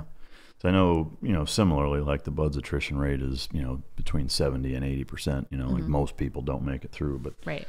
That is interesting. I didn't realize that either, that rescue swimmer had that high of a dropout rate. Did you get... Well, I think the problem, people thought it was just, it's swimming. I'm a good swimmer. It has nothing to do with regular type of swimming. We even had a junior Olympic guy, or a guy who was in junior Olympic swimmer. And he was like, it's going to be easy for me. I'm like, it's not the same swimming. It isn't. So in terms of, off the top of your head breakdown, how many elect to drop themselves versus just fail? Is it more people More quit? people drop on request. Yeah. So more people quit than fail. Yes. Yeah. Within probably... If you can make it past the first week, you were usually okay. Yeah. You'd really have to screw up you'd have to screw up pretty badly to fail academically. Yeah. It was really, they got there. We did like the mask clearing, and you do it under pressure too. Yeah. Like, we're not nice about things. Yeah. I know it. They're doing the calisthenics, they're doing the running, they're doing the pool conditioning, and they just realize this isn't, the fins are huge. We had the big rocket fins. Yeah. So they're just like, this You ever slap anybody with them? No. Allegedly. Kids. No. Officially, no. Just each other. Just each other. So that's a whole nother fucking story. All right. So how long were you there for? I was there for 4 years. 4 years. And so being a young mom during that time, what were some of the struggles and challenges that you faced of how to balance that? And were there things that you look back on that you think, God damn, I wish I hadn't done that, or I fucked this up, or? So my routine there was pretty demanding. I had this infant who was 4 or 5 months old, and I'm trying to fit in with a bunch of really, really in shape men. Yeah. And I'm like, I just had a baby, and I'm not that cute little pregnant girl that just gets in her little jeans afterwards. Yeah. I'm like a freaking elephant afterwards. And it was the first time I was ever seriously out of standards, out of weight, Yeah. So I'm struggling with that, trying to get myself back into shape, trying to get ready to go through the school myself, trying to take care of an infant. I ended up moving an hour away to afford a house, and so I'm commuting an hour twice, so 2 hours a day. Decided, nursing was probably going to be my route, so I was doing prerequisites for that. And so that whole time I was either trying to get in shape, I was, driving down to San Diego, working all day, picking up my child from daycare, asking anybody to help me watch her, go into school at night, get home around midnight, do it all over again at 4 a.m. So, God damn. What was Dad doing at this time? He was at some point. So he had gotten out, went to the police department in Vegas, thought he wanted to do that. So he was there for a year, and then decided he didn't like that. Came back into the military and got deployed. So was he not really active at that time with the... Well, he just wasn't around. Yeah. So, yeah. Really. So, yeah, it was pretty much... How's his relationship with him all right now, or? Yeah. Yeah. Yeah. Pass. No, everything's... everything's fine. Yeah. But yeah, so I was trying to do all that, juggle 10 different things. Yeah. And then... it was exhausting. So I get kids all the time like, I want to do, this commissioning program, or I want to do school, and I want to do this, but it's just so hard. Kids who don't have their own, I call them kids because, 20-year-olds are all kids to me, but who don't have children, aren't married, don't have any of that. And I just can't manage it. And I'm like, like, well, I'm gonna slap you in the head. Yeah. I can't. Yeah. It's, and trying to learn how to be a mom on top of it too. Yeah. So, I can't even fucking imagine. That's a lot going on. So, all right. So you spend 4 years there. Now you've got a toddler basically. What came after that? So again, another crossroads. I'm like, what do I do with my life? The thing, I loved search and rescue. I loved that job, but there wasn't much, for promotion. E6 was kind of making it to chief was really, really difficult in that community. So I kind of sat back and like, what do I want to do? Like this isn't going to support my family, for the long term. We weren't getting many calls for the civilian sector. So if I did decide to get out, then, what am I going to do? You'd have to start over at like a police department or a fire station or something to do the same type of job. So I was looking into commissioning programs, and they had the MESEP, which is the Medical Enlisted Commissioning Program, which is for nursing. Yeah. And I threw a package in. It was kind of a last minute deal, which you definitely should spend time on it. But I was like, let me try this. So threw a package in and got picked up for it. Yeah. Where was that at? In San Diego also? So that program, you stay on active duty. Your school is like your PCS2 school. Oh, okay. You have to find a nursing school though. And when I threw the package in, I didn't think I was going to get picked up because it was so half-assed, not really well put together. But I did it because I was like, well, I'll put it in now. And then when I do it again next year for real, when I really get my shit together, then it'll look good. The progression of like, keep submitting. That's what they want to see. Mm-hmm. I got selected. So I was like, fuck, I don't have a school. So you didn't have to have one picked to drop the package? You did. And I went to Point Loma Nazarene, which is in San Diego. And they gave me I just threw a plan in there. It wasn't anything official. I just took one of their nursing plans and I threw it in the package. No one really followed up on it. So I wasn't ready. I didn't have the prerequisites to go into that program. Yeah. Fuck the fucking military, I swear to God. Like if people knew, like for those of you listening that haven't been in, this is not uncommon, by the way, is that the right hand not talking to the left and the disconnect sometimes with shit like this will boggle your mind. It doesn't exactly instill confidence in Uncle Sam. We're good at breaking shit, but keeping our shit together sometimes not so much. So you weren't even qualified to go there. Nope, wasn't qualified. So I had a moment of, I remember, so at Rescue Swimmer School, my LPO was like, hey, or is my chief? He's like, we got to go talk to the CO upstairs. And I'm like, he was trying to be all like dramatic about it. I knew what he was doing because I knew what time frame it was. And I knew this is when they were selecting people. And I immediately, when he said that, I was like, oh my God, I got fucking selected for this program. Yeah. Or most people would be like, oh my God, this is awesome. I was like, fuck, this is bad. This is really bad. So we take the elevator up to I think it was the 8th floor, so however building, whatever. And the CO comes, come into my office and they're trying to act like I was in trouble. And I'm like, I don't do anything to get in trouble. So I know I'm not in trouble. And he's like, congratulations, you've been selected for, blah, blah, blah. And I was like, fuck. And he looked at me and he was like, what do you mean, fuck? What? And I was like, I'm sorry, sir. I was like, thank you very much. I'm very excited. Yeah. And immediately my brain was going like, how am I going to tell these people I don't actually have a school? I don't I can't get into this program. This is bad. So, and I'm like, I just took a slot away from somebody who probably had their shit together. This is just not good at all. Yeah. But I ended up making some phone calls to Vegas. And luckily, the Vegas program, the nursing program, is only 2 years. Is that at UNLV? Actually, no, it's less. Yeah, UNLV. Yeah. It's less than 2 years. It's 4 semesters, and it goes through summer. Oh, okay. So you only have 3 years to complete your program. So I was like, okay, well, that gives me some time to do my prereqs, and then I can get into the nursing program. I can do it all within the 3 years. Yeah. So drive out there that weekend, made an appointment with the counselor for that Monday. And she was like, well, yeah, if you do, I had a bunch of prereqs I had to do for that school. So she's like, if you do all this, then you should be good. So I was like, all right, so call the program director in DC or Millington or wherever they were. And I'm like, look, this is the situation. I don't have a school. Yeah. She was like, what are you talking about? I was like, yeah, that school, I'm just not ready for it. So, but here's what I can do. I can go to Vegas and do all that stuff. And she was like, all right, let me see if I can, pull some strings to get this all switched around. Yeah, that's fucking crazy. So she did. And then I went off to Vegas for 2.5 years. So you did the prereqs, you dragged your child with you, obviously, but your mom and dad were there. Did they help out with? My mom and dad were there, and then he was here in San Diego, so she was back and forth between us. So went to basically Vegas. Became a full-time student for 3 years. Yeah, that's the beauty of the program is that's your job. You're still active duty, so you're still getting your pay, you're still getting your BAH, the whole bit, but you're just going to school for 2 years. How was going to school after, because now you're what, 24 or 5?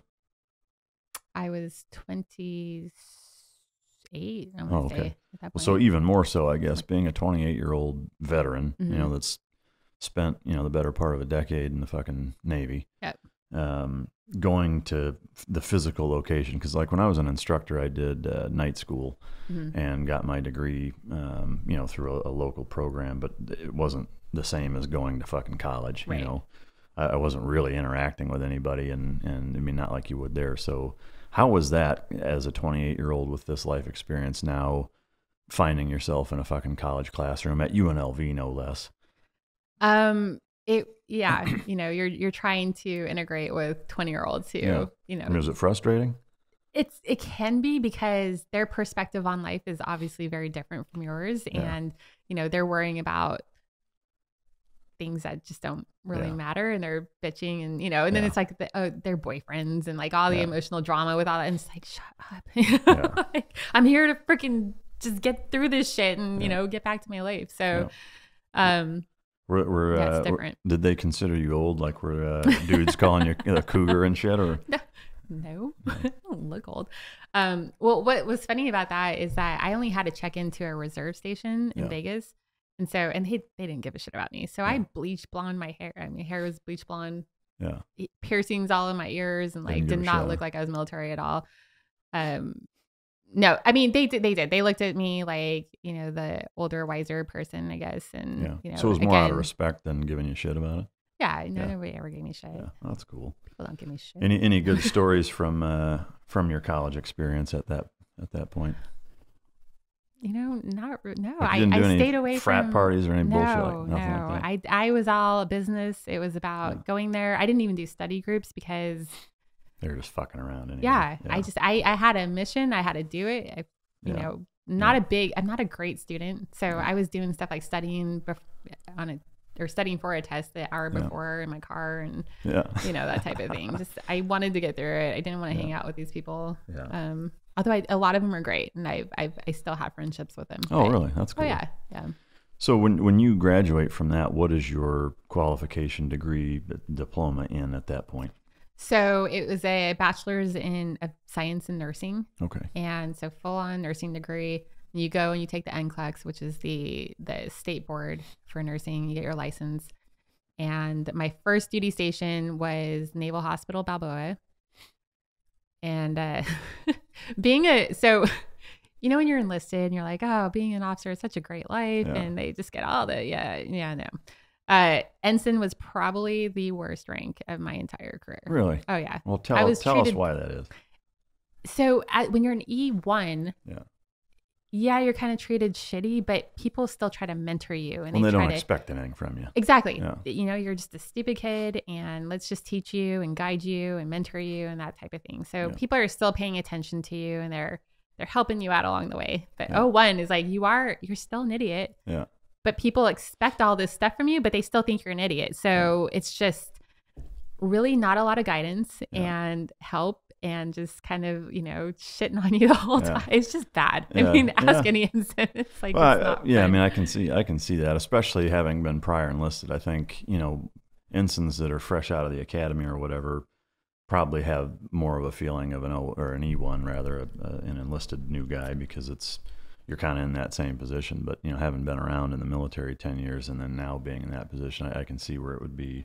No, I mean, I think just O1s across the board get treated like dog shit. Yeah. I mean, because, in your senior enlisted, who are supposed to be the mentors for the junior officers, they look at you like, because you outrank them, quote unquote, but it's like, really. And you're shit. So shut your freaking mouth and like, listen to what I say. But then it's just this weird relationship. I mean, didn't all of them know that you were prior enlisted though? They did. And it was easier for me to get along with the senior enlisted guys. It's not like you're 22 in a right in an 01. I think like the chiefs, they go after those brand new ones because a lot of them do come out and like, oh, I'm the shit because I'm an officer and blah, blah, blah. I'm in charge and it's like, of you. You don't know. So. But I knew better. I knew the chiefs kind of ran the show. Yeah. And so, let it happen. Yeah. But you still are just, So what were you doing there at Balboa at that time then? So the thing with nursing, and I get these questions all the time with, what is it like being a Navy nurse? Your first duty station is just going to suck. You're going to be thrown into some ward that you probably don't want to be on, and you're going to be working these crazy rotations. It's 12 hours on, 12 hours off, days to night every 6 weeks. So like, you just don't know your ass from your head the whole 3 years, And what's the type of stuff? I mean, what ward were you in, and what were the type of? I ended up on the cancer floor. Oh, fuck. Yeah. So that was it's depressing, huh? When they told me the cancer floor, I was like, okay, well, it's probably gonna be like older retirees kind of at the end of their life, and they lived a good life, whatever. It was these younger guys, 18, 19, 20-year-olds with these crazy sarcomas and leukemias God damn. Yeah. And it's fucking depressing. It was very depressing. It really was. Did that take a toll on you? Yeah. Yeah. Oh yeah. Again, I'm not a feelings person, and I really try to keep my distance from people, but you can't help it. You have to, you become involved in their life and their families and everything else, and then they die on you. It's like, this fucking sucks. Was that, I'm assuming that was usually the case, as most of them didn't make it, or? No, like some of them did make it. Yeah. There's just, we had so many patients, but a few that stood out in my mind, they didn't. Yeah. And the last one was this young kid who had osteosarcoma of the leg, and we tried to treat it by cutting off cut off part of his leg, hoping that we could get it. That didn't work. It kept spreading. So we cut off another part of his leg, kept spreading, went to his hip, took off his hip. God damn. Yeah. So this young 19-year-old, I think he was in Marine Corps boot camp at the time, take off, obviously not anymore, but take off his leg. He was from Jamaica, and I think he was the youngest of 9 kids or something. And his mom wouldn't come over because she didn't want to see her baby like this. Jesus Christ. So in the final stages, because it kept spreading, we had him on palliative care. So we're, just trying to keep him comfortable at this point. He wasn't ready to go. Palliative care. Can you explain that? So it's that hospice type care where you're not doing anything intrusive to keep them alive. You're just keeping somebody comfortable. Like, so expectation is they're terminal. They're going to die. Just pain meds, basically. Pain meds, morphine. Yeah. Yeah. I remember that day he was screaming and crying for his mother, and we could not get his mom to come out there. We had the priest on the phone with her, and she just wouldn't come. He's crying. We had him in, morphine, whatever else. And he would come out of this stupor, and he's just, I'm not ready to go, and just screaming at us. And as a nurse and a healthcare provider, it is unnatural to sit there and not help somebody who's screaming at you for help. So, so he ended up passing away that day. And then, going through that with him most of the day, and then having to clean his body and then put him in a body bag and then roll him down the stairs. And we had known him for, probably a good year at this point. He'd been with us. So I know this kid. I know his dad, and I'm putting his body in a freaking body bag and zipping it up, and I'm rolling him down to this cold morgue, So, that day I went to my division officer afterwards, and it was like, I'm done. I'm done. I don't want to do this anymore. So, to me, that's an aspect of, healthcare professionals, having kids, and just myself, I've been in enough hospitals enough times to where, to me, I don't know how you guys do that shit, honestly. Like, my hat is off to every one of you, because I just couldn't do it, Like, I'm man enough to admit I could not do that for a living, just the last time I was in there with one of my kids, there was another family in there where the dad, there was a young girl, she's probably 3 or 4, and I have no idea what was wrong. But they were trying to do something that he didn't like, and she was screaming about it, and he fucking lost his mind. Yep. And next thing you know, there's 8 cops in there fucking strong arming him and throwing him up against the wall, and he's crying and fighting at the same time. And and especially at like children's hospitals and stuff where, the patients don't really understand. It's a lot like dogs.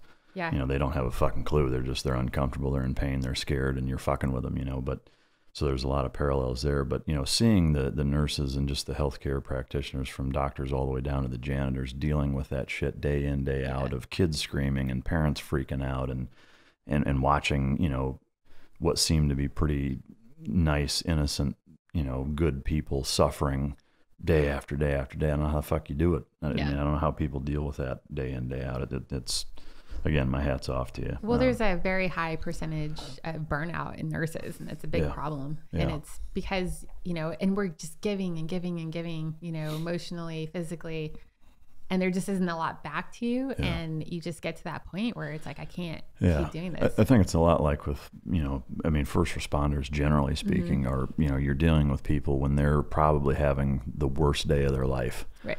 And that's all you're dealing with all day. They're pissed, they're frustrated, they're short-tempered.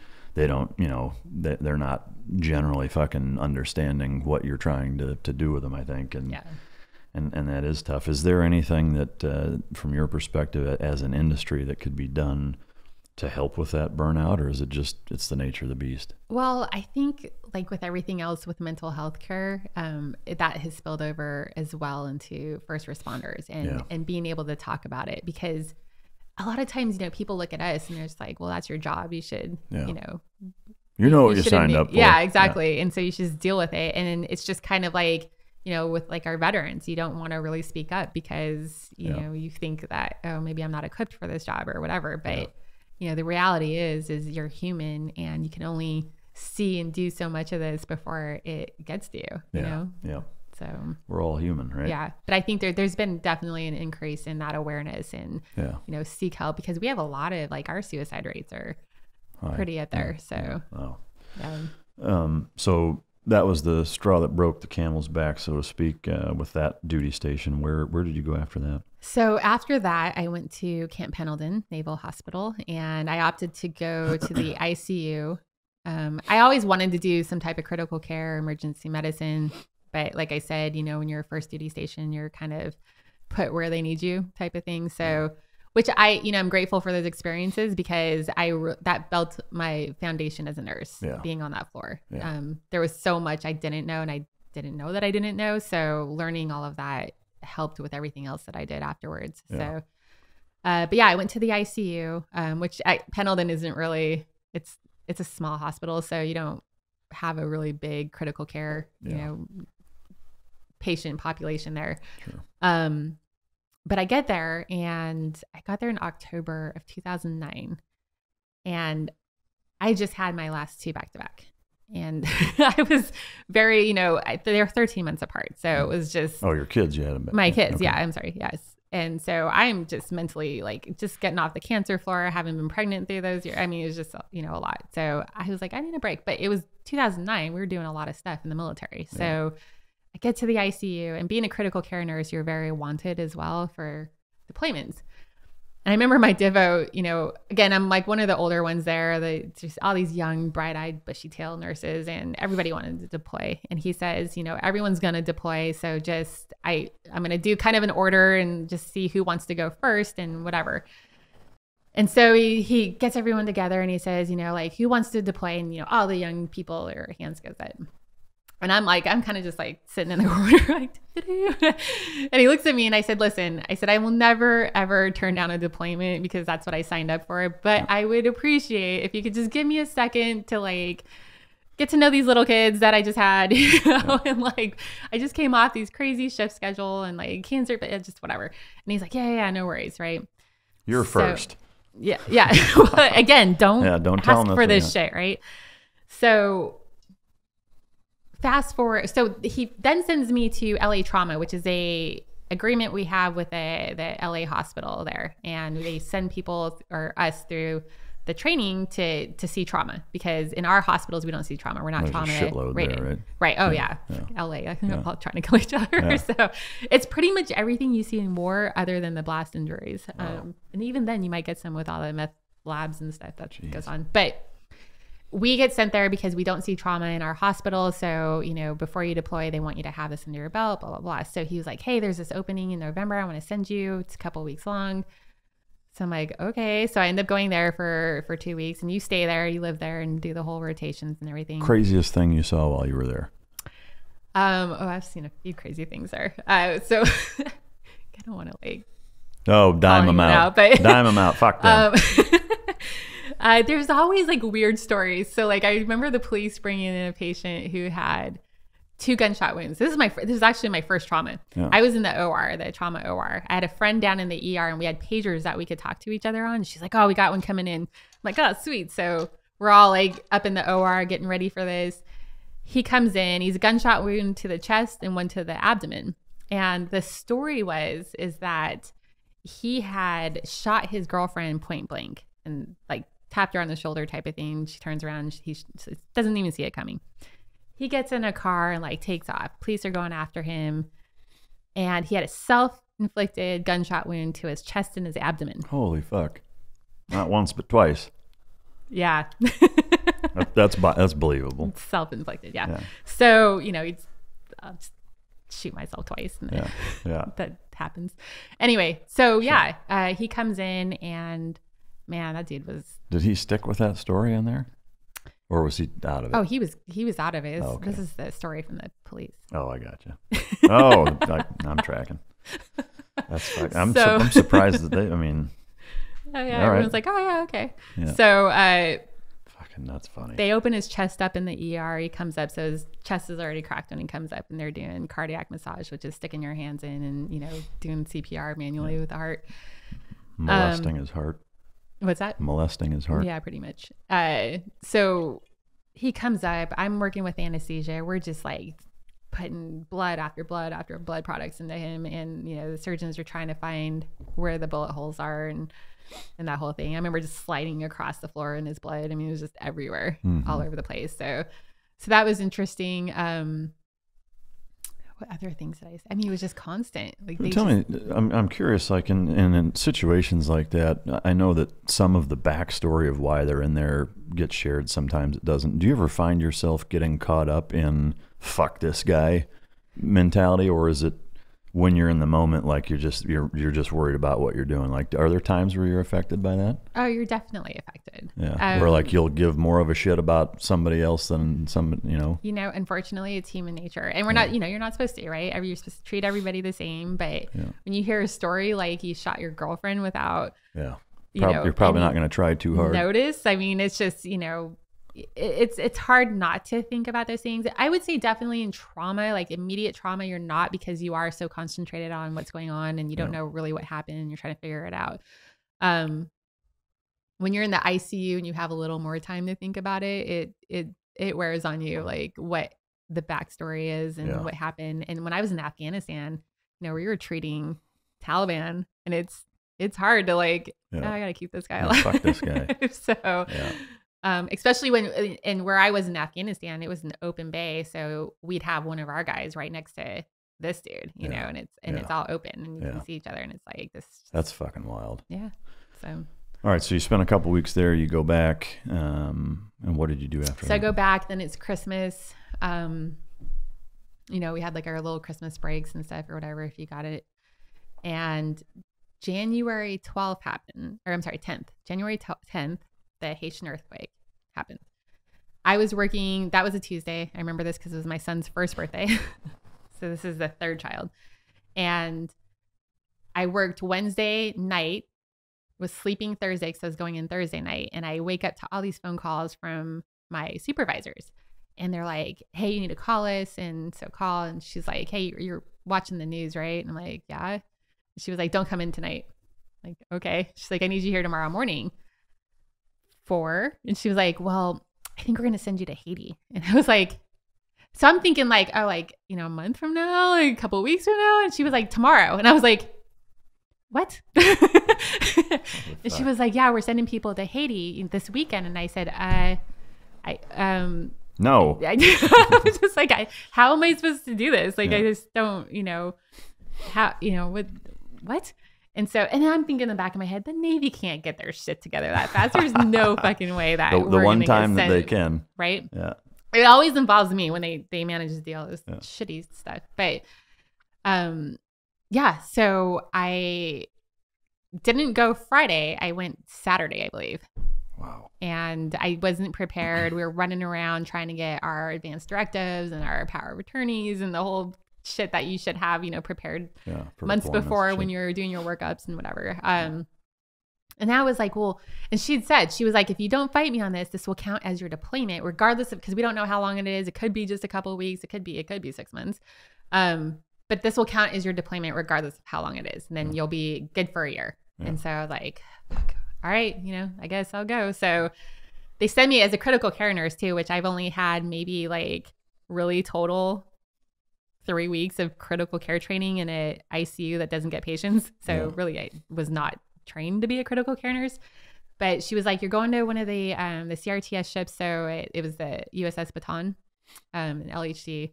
And she was like, there's going to be a bunch of other ICU nurses there. I said, okay, as long as there's people I can bounce stuff off of, then I should be okay. But I really have no idea what I'm doing. Which means you were the only motherfucker there, right? Yeah, pretty much. So We get on a plane, fly through Gitmo, get stuck in Gitmo for 3 days because, the ships are like, what? They're coming? We have no space for them. So Holy shit. stuck at the airport in Gitmo for, it was like 36 hours, I want to say. And then, they finally get us over to Haiti on quads, which have you ever, oh my God, I really thought I was going to die. Yeah. Those are not my favorite aircraft. Yeah. But yeah, we fly over there in quads and, get on a helicopter. They lost all of us. We got spread all throughout the ships, but eventually we made our way to the ship we were supposed to be on. And the minute I got on there, I hadn't slept probably in like 2 days at this point because we were just getting shuttled from one place to the other. But there was like 36 incoming traumas. Holy shit. And I get on there hoping like, can you just find me a rack so I can sleep for a couple hours? And they're like, no, get to the medical. There's 36 coming in and blah, blah, blah. And it was like. And these are all Haitian. Yeah, these are all citizens. Haitians. Yeah. Was it a whole wide array of different shit that they had, or were most of them like traumatic? Trauma. Yeah. So the initial first couple of weeks was all trauma. And was there kind of a typical, like broken legs, collapsed lungs? Broken legs, amputated legs, pretty much everything. Buildings falling on people. So like that type of injuries. But limbs, chest, abdominal, all that stuff. Would come in. And then we had to start battling because then they're very superstitious people. And, rumor spreads very quickly in that country.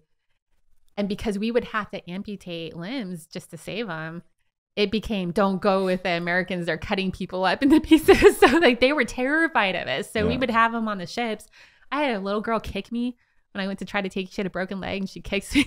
It was just like shit. People spitting on you. I mean, they wanted nothing to do with you. And there was the language barrier, obviously. So yeah, it was crazy. Wow. And I'm exhausted. So I was, I'm pissed because I'm like, I just got pulled away from my family on a like 24-hour notice and you don't even want my help. Like yourself. So, God damn.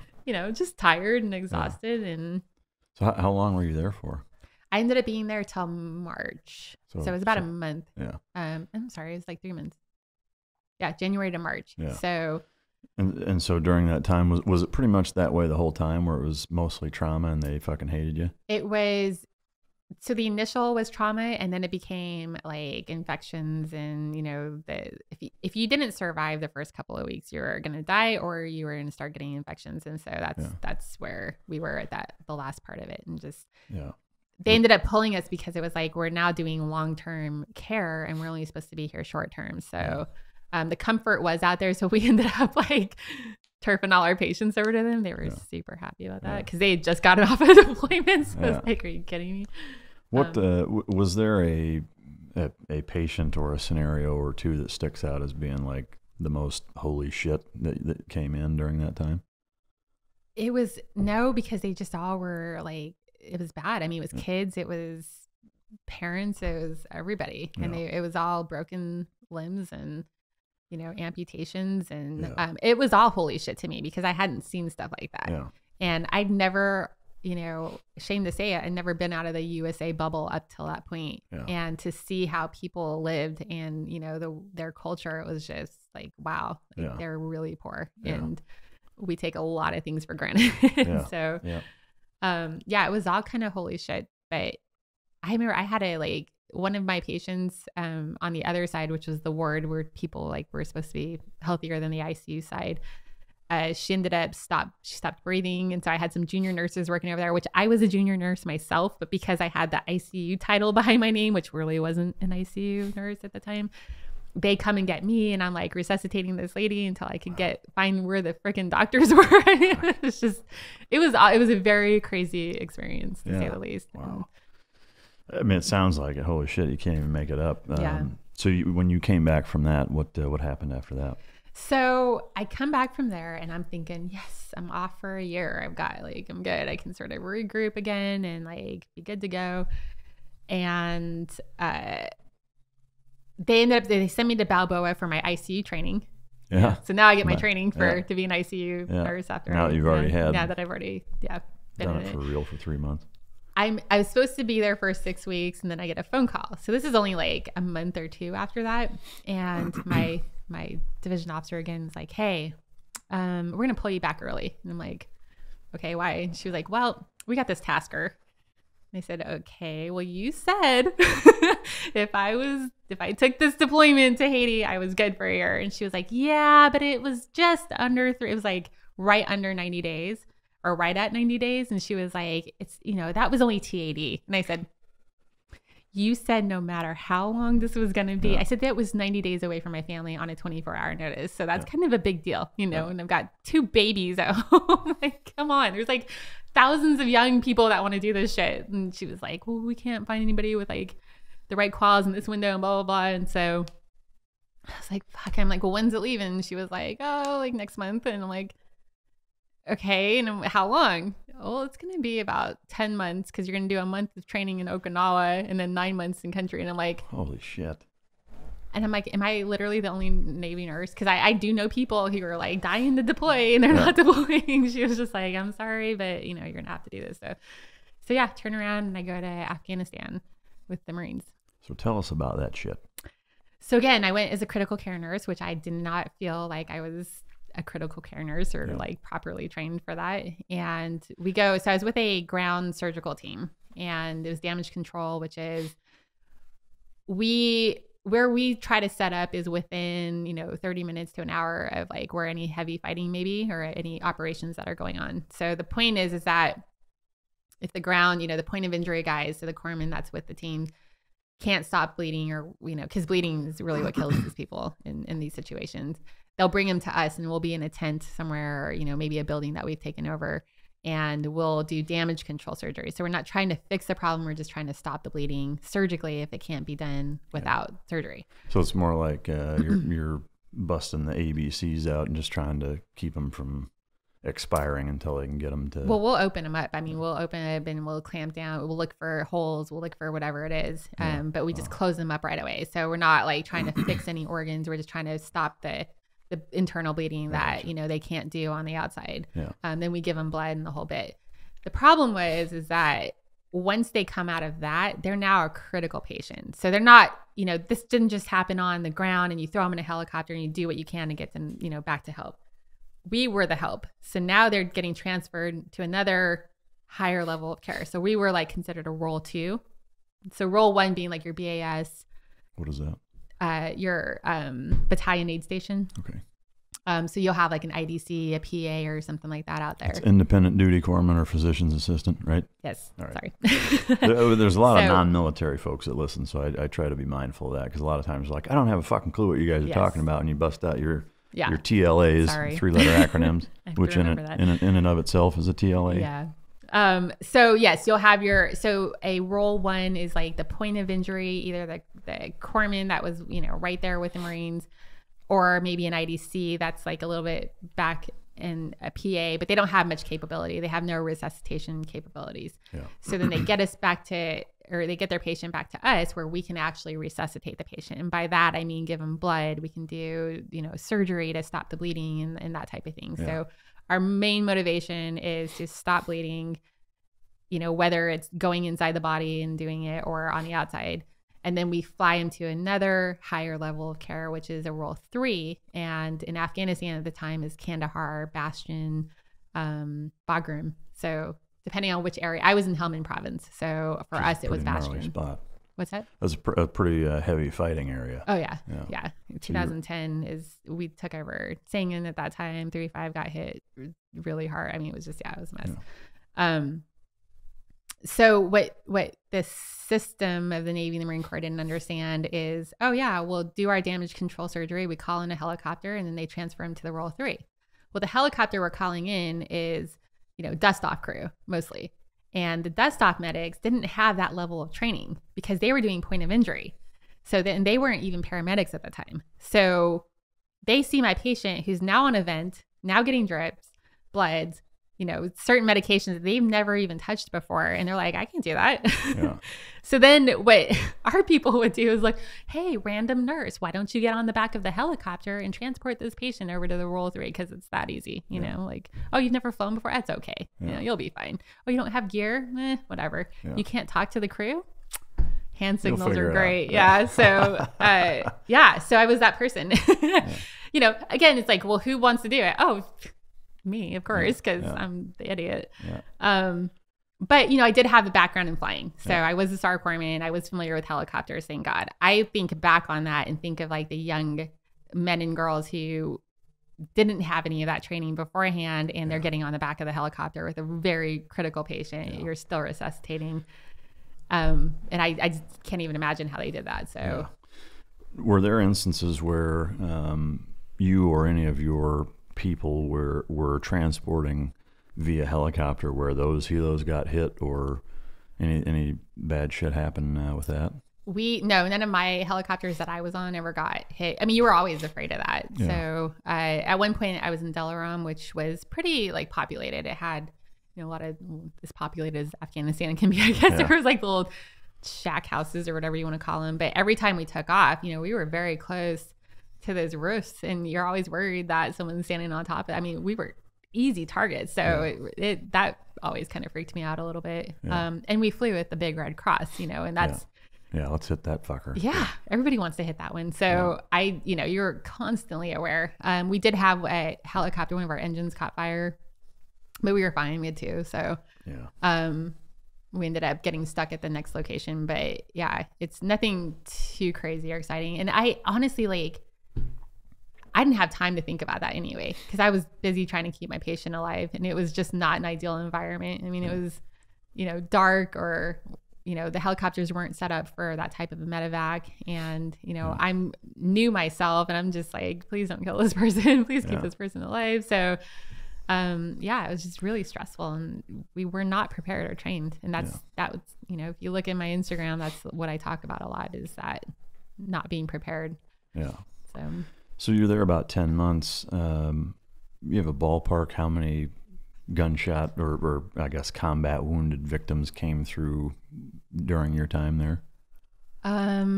So my team moved around to many different locations. And the first area was way down near Pakistan, the border of Pakistan. We had one or two maybe bad ones. I'm not talking about I'm talking critical. Yeah. And we had a lot of stuff that I wouldn't consider as life threatening or anything, but rub some dirt on it, shut the fuck up. Pretty much. For me, it's if you're not bleeding to death in front of me, and even then I'm like, is it that bad? Yeah. It takes a lot for me to get real excited about, your injuries. So, but I would say critical, category A is what we call them. I think we had maybe 2 or 3. Yeah. And then we moved up to Delaram, where I had, I think I had 21 flights from there.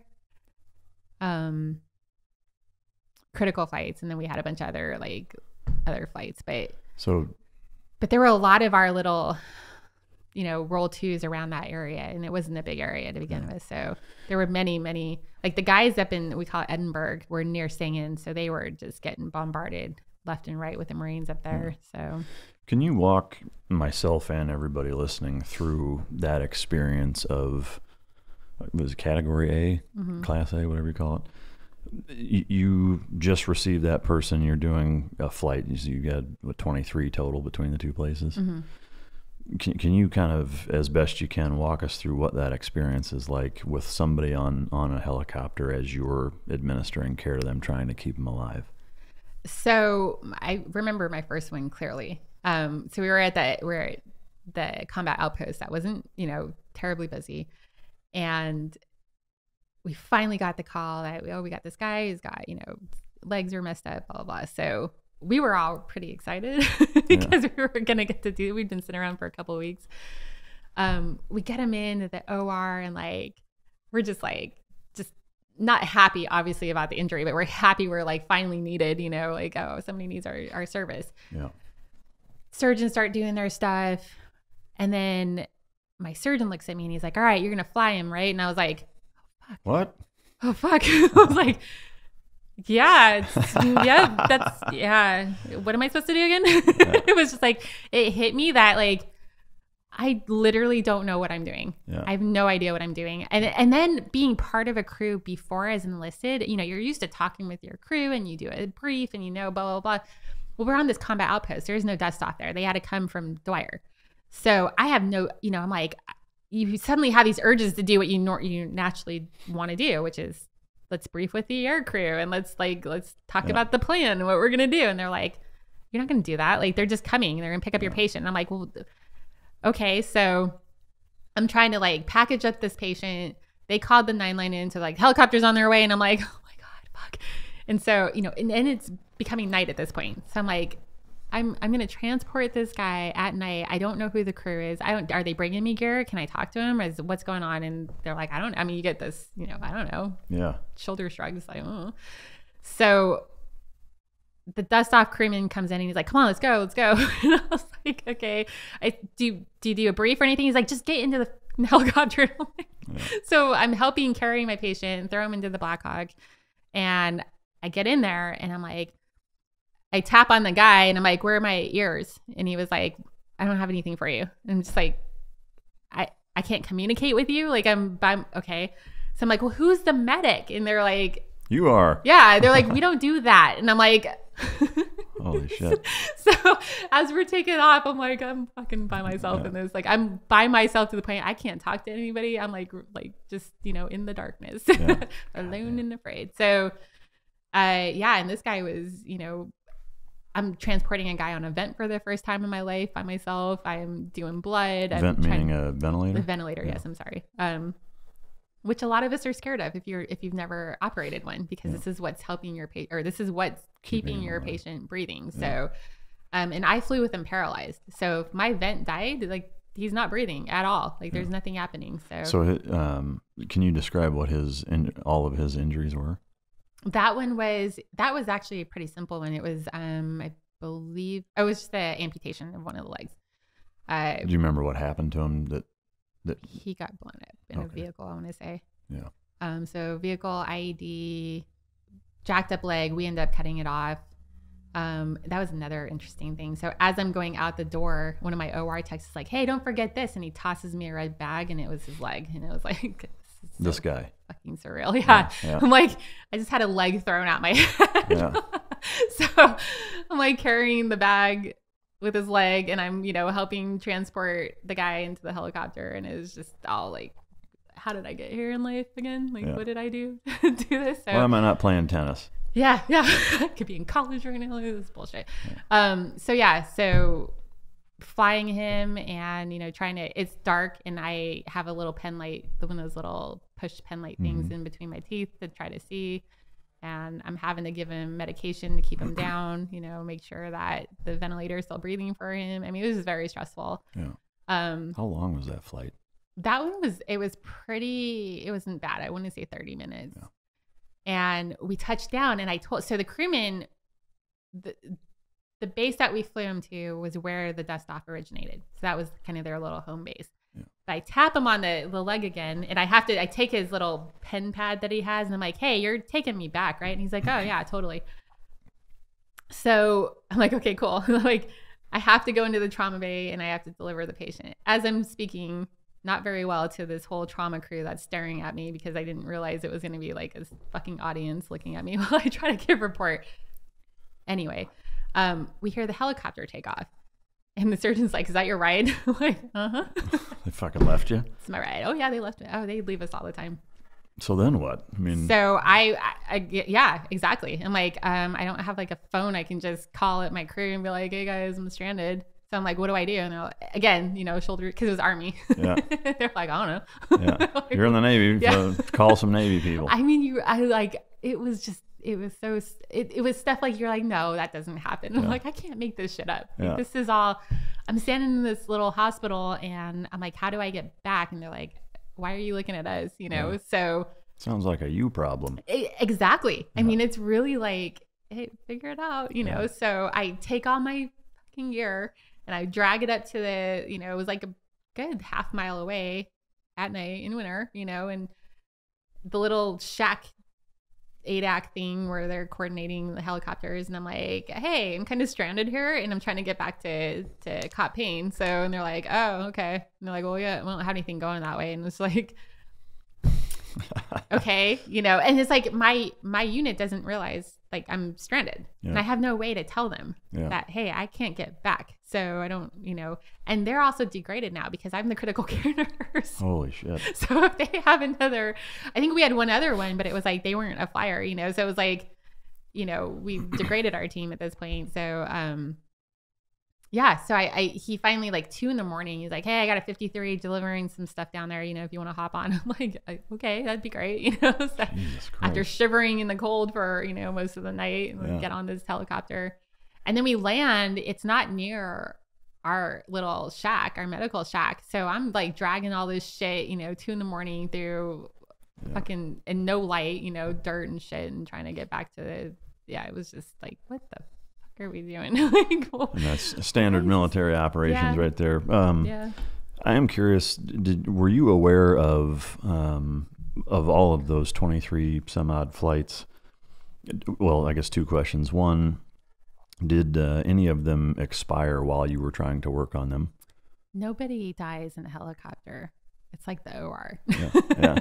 It's only afterwards. So I can't pronounce anyone dead. But no, I had a couple that I would say probably didn't make it much longer after I dropped them off. I had one with a really bad head injury. And if you're medical, the signs when like the brain's herniating. And he pretty much had all those signs. So what are those?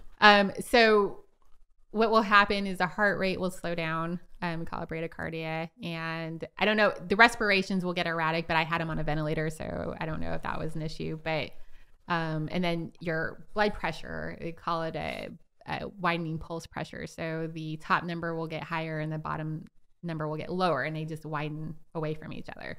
So that's kind of a telltale sign with a head injury, which he had. That this is bad. His eyes all glassy and fucking. Oh yeah, like he was all fucked up. And that when I did a tail-to-tail transport, which meant I was meeting another crew on the flight lane. It was a C-130 Air Force CCAT team because he needed a neurosurgeon who was up a little bit more north, I guess, in Kandahar. So you rode with the one guy. So we rode in the helicopter, transported him, got to the flight line, did report on the flight line as the 2 aircraft are still on. And I'm screaming at her and I'm telling her the report. And she looks at me and she goes, so you're giving me a dead person is what you're telling me? This is a doctor. And I'm like, he still has a heart rate. So he's not quite dead. Okay, bye. Take out, this is not my decision.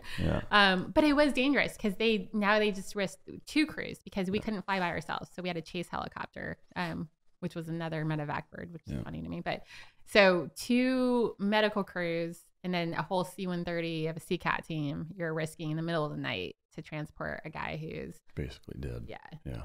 So the other question is, of all of the patients that you did your Category A flights with, were you able to follow up and know which ones made it and which ones didn't, or like once you pass them off, it's just no fucking idea? Yeah, I have no idea. Some of them that stuck out in my head, I would try to look for. But yeah, we had no way, which is what, when they look at our transportation success, the people, the bean counters or whatever, they look at it and they're like, oh, I don't know why you guys are complaining about training because you've got like a 99% success rate.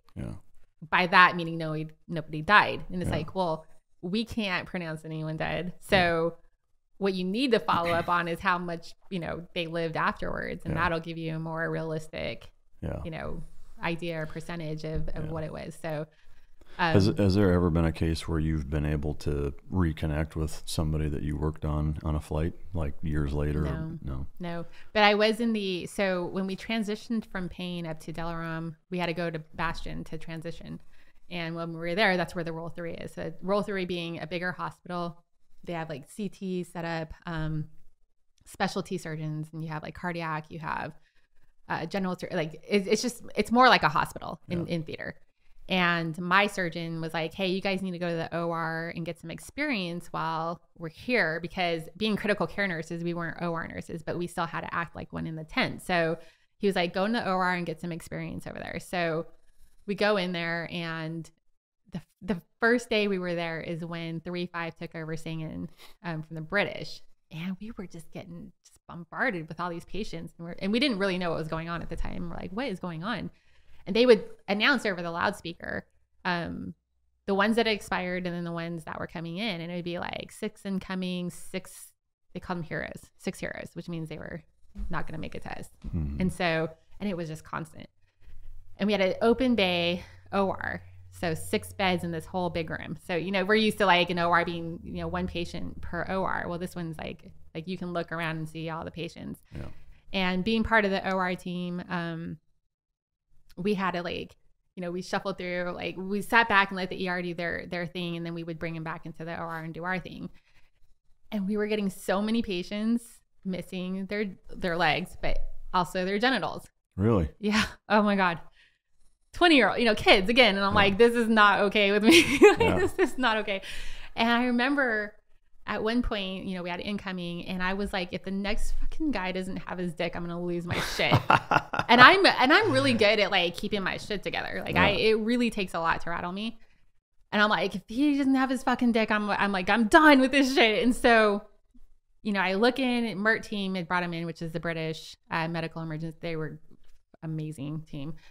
But they bring him in and the guy's giving his report and I'm looking, we're standing behind the line, right? Like the ERDP, I'm looking for his dick. And I'm like, this kid better have his fucking dick. Like he's already missing a leg. The other one was like super mangled and I see his penis. And I'm like, oh, thank God. This is great.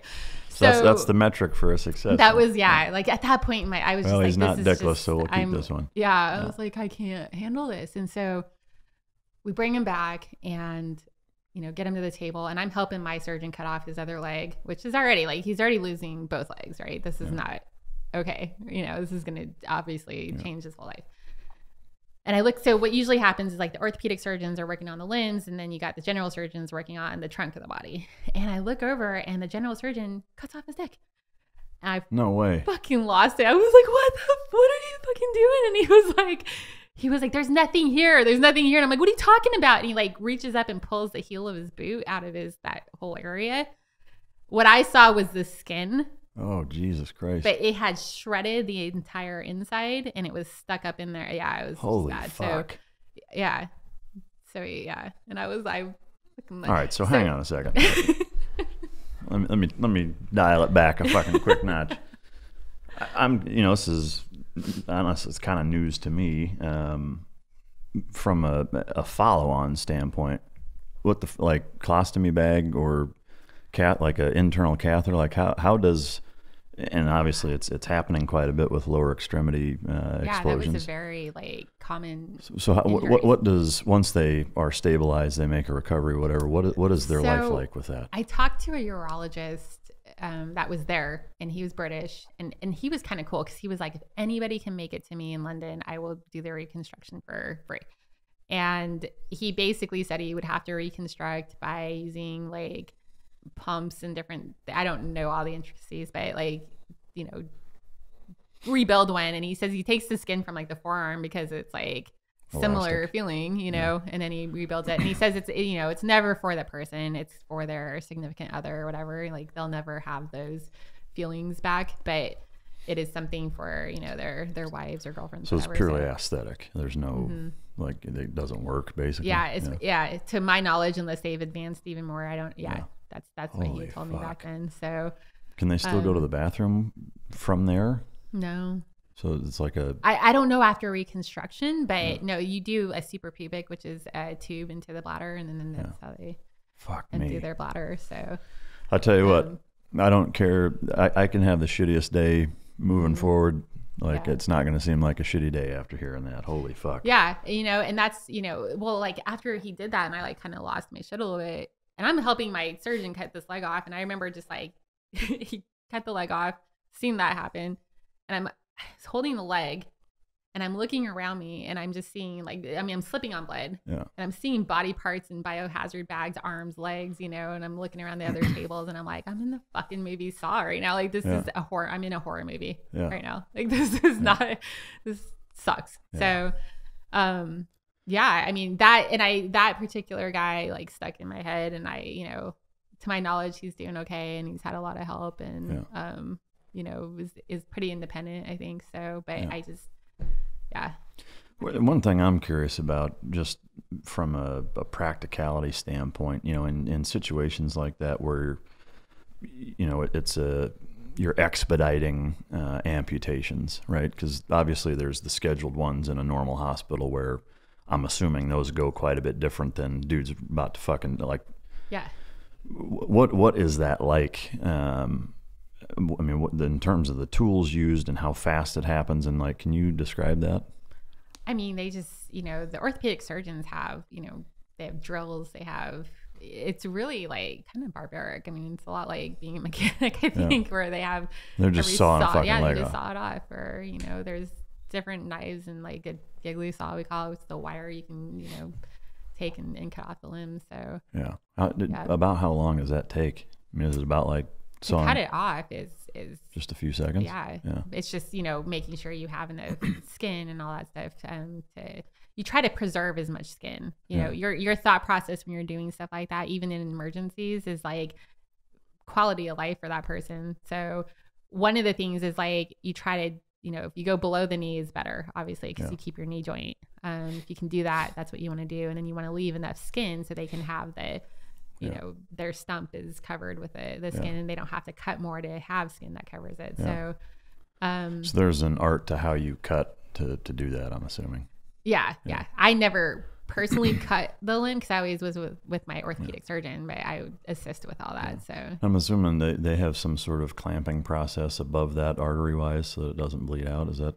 Yeah. So for limbs, we'll do tourniquets. Yeah. And then we do a pneumatic tourniquet if we are able to, which is basically a large blood pressure cuff, and we turn it up to a certain amount of pressure. Yeah. It stops the bleeding, and then they get to work on the limb. So, yep. All right, so you were there for 10 months, give or take. I know you bounced around a fair bit. Can you describe, just generally speaking, what the living conditions were like, A, and B, what your op tempo or operational tempo, your schedule was like in terms of, I mean, were you working 7 days a week, or was there ever downtime, and what was the situation like? Well, being medical, we're just there when needed. So being at Bastion, you're on a schedule because that's a hospital. So it's like a hospital schedule. You're doing shifts like any other place. Where I was, because we were pushed out further. We were just there for damage control. It just depended on, what was going on around you. So it would, there's days where you'd have a bunch of patients, and there's days weeks where you wouldn't even have anything. So it all depended on the op tempo of the troops. Yeah. How were your living conditions, quarters like? So the first place down near Pakistan, we all the girls stayed in one big tent, and then all the guys stayed in another big tent. You guys sneaking over to each other's tents? No, no. It was all open base. Like you just had it had a big tent, and then you had your cots that were like lined up. You know, it was kind of like boot camp where you're like just right next to each other. Yeah. So that was that place, and then the second place was 8-man tents that we were in, but we were able to kind of cordon off little areas with our 550 cord and blankets and whatever. But yeah, you're still in like at that place. We actually had beds in the tents, so that was kind of nice, like little bunk beds. Cots. Yeah. Were dining facilities or MREs or something? Both? No, they had defects. So they had cafeterias, fallen cafeterias, both places. So. Is the food worth a shit? It wasn't bad. I mean, I'm not picky. I'm like, food is, like, just give me something. Yeah. I love food. Yeah. So. All right. So you finished the 10 month, we'll call it I guess it's a deployment. It sounds like a fucking duty station in and of itself almost. But so you wrap that 10 months up. You come back. Yeah. Here's what I'm curious of is that obviously you in the trauma in LA, you'd seen some stuff, and other points of your career you'd seen by comparison blips, of trauma and chaos, and being in that environment where there's that kind of shit going on and slipping around in blood, and being in flights where, you could just as easily be shot out of the fucking sky as the guy that you're working on was. How did you handle that coming back? Did you handle it well? Did it affect you significantly? What was that experience like coming home and now being, because I know for me, like I remember, coming back from Iraq and, being in Baghdad and 36 hours later, like I'm driving to 7-Eleven, fucking grabbing a drink. And that's a hard fucking thing to deal with in some ways. What was that like for you? I mean, I came home, my youngest didn't know who I was. Yeah. I'd been gone between Haiti and Afghanistan. Cause I left, so Haiti was his first birthday, and I didn't come back till a year and a half later. Yeah. So he was already almost 3. He's like, who the fuck is this? Yeah. Yeah. He had no idea who I was. He'd scream every time I got near him. And, you know, that in itself is like, as a mother, like, that heartbreaking. sucks, you know, Yeah. like, my kid doesn't know me. But I was dealing with, you know, I had him, and then I had my daughter who's 13 months older than him. So he was 2, she was 3. And then my oldest was 8 or 9. So I'm trying to get back to like, yeah, you know, driving down the street and just like, oh, wow, I can actually drive and go to the store and do all this freedom stuff, you know? Yeah. And then, we are relentless. Like usually like you come back from a deployment, your unit wants you to have downtime, right? Yeah. Take some leave. We'll slowly get back into it, you know, whatever. It's usually like about a month before you're kind of back at it hardcore. Hospitals are like, we need you back on the schedule. So when do you think you'll come back in? You know, it's just like, God damn. can I figure out my life a little bit here for a second? Yeah, we'll give you a week, you know? And it's like, okay. So I don't know. Like, I definitely was a different person. Yeah. I remember my 2 best friends from Vegas were like, oh, you're back. Let's go to Disneyland. Let's take the kids to Disneyland. And it was just like, I'm not a people person anyway. Yeah. Before all this. Yeah. But I was like, well, you know, maybe that's okay. You know, my kids have, you know, that's fun for them, right? Something that they probably need and whatever. So we went to Disneyland, and I lasted to this day, we tell this story and laugh because I think 6 hours into it, I was like, I'm fucking done. Yeah. Like, I had my kids in the stroller, and they're like, all we see is that you're barreling for the exit. There's balloons tied to my stroller, and it was like bouncing off of people. And they're like, we just see these balloons bouncing off of people, and you're just like, you know, going right for the exit. And like, we're just like, I drove. So I was like, I'm leaving. So you guys can stay or fucking go. I don't know, whatever, you know, and they were just like, it's the happiest place on earth. And I'm like, Fuck you. fuck Disneyland. So yeah, that wasn't, I just was like, oh, maybe I shouldn't be around like large crowds like this for a little while. But that was one of the things that I attempted to do. And then I remember being frustrated just with everybody because you see that, like you said, you know, like that's in perspective, like, it's hard to complain about a bad day when you know people are walking around with certain injuries. And I just gotten back from that, and you hear, you know, people in the grocery store are pissed because they're waiting, you know, in line or something. And I just like, you know, shut your fucking mouth. Like, shut up. You know, you have no fucking idea. But, you know, now being more removed from it, it's like, it's perspective, you know, it's, they don't know any better. They've never been anywhere, seen any of this stuff. So you can't get mad at people for not understanding you know, and what you've been through. So as time has passed since being back, it sounds like you've been able to balance and rationalize that quite a bit. Did you find yourself having any significant issues with it past that, or did you integrate fairly seamlessly? I think my senior nurse at the hospital at Pendleton, she pulled me into her office and she said, what makes you different? Because we were losing nurses left and right to like mental health and, you know, just getting out and like, I fuck this shit, you know? And I was just, I don't, it's not that it doesn't affect me. Of course it affects me, but you know, I don't have dreams, or I don't, you know, I think about some of the people constantly, but it's not anything that affects or impacts my life, you know, every day. I don't know.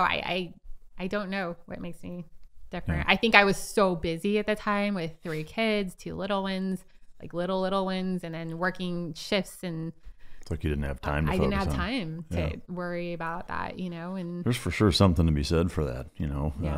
I think given the opportunity to sit and dwell on something sometimes is far more dangerous than just fucking not bearing it, but just moving on, you know. But you got to stay busy. I mean, you just got to, you know, and if you don't have a job to be busy in, then find hobbies that keep you busy, that you that you want to get up for, you know. Breath holding, right? Yeah.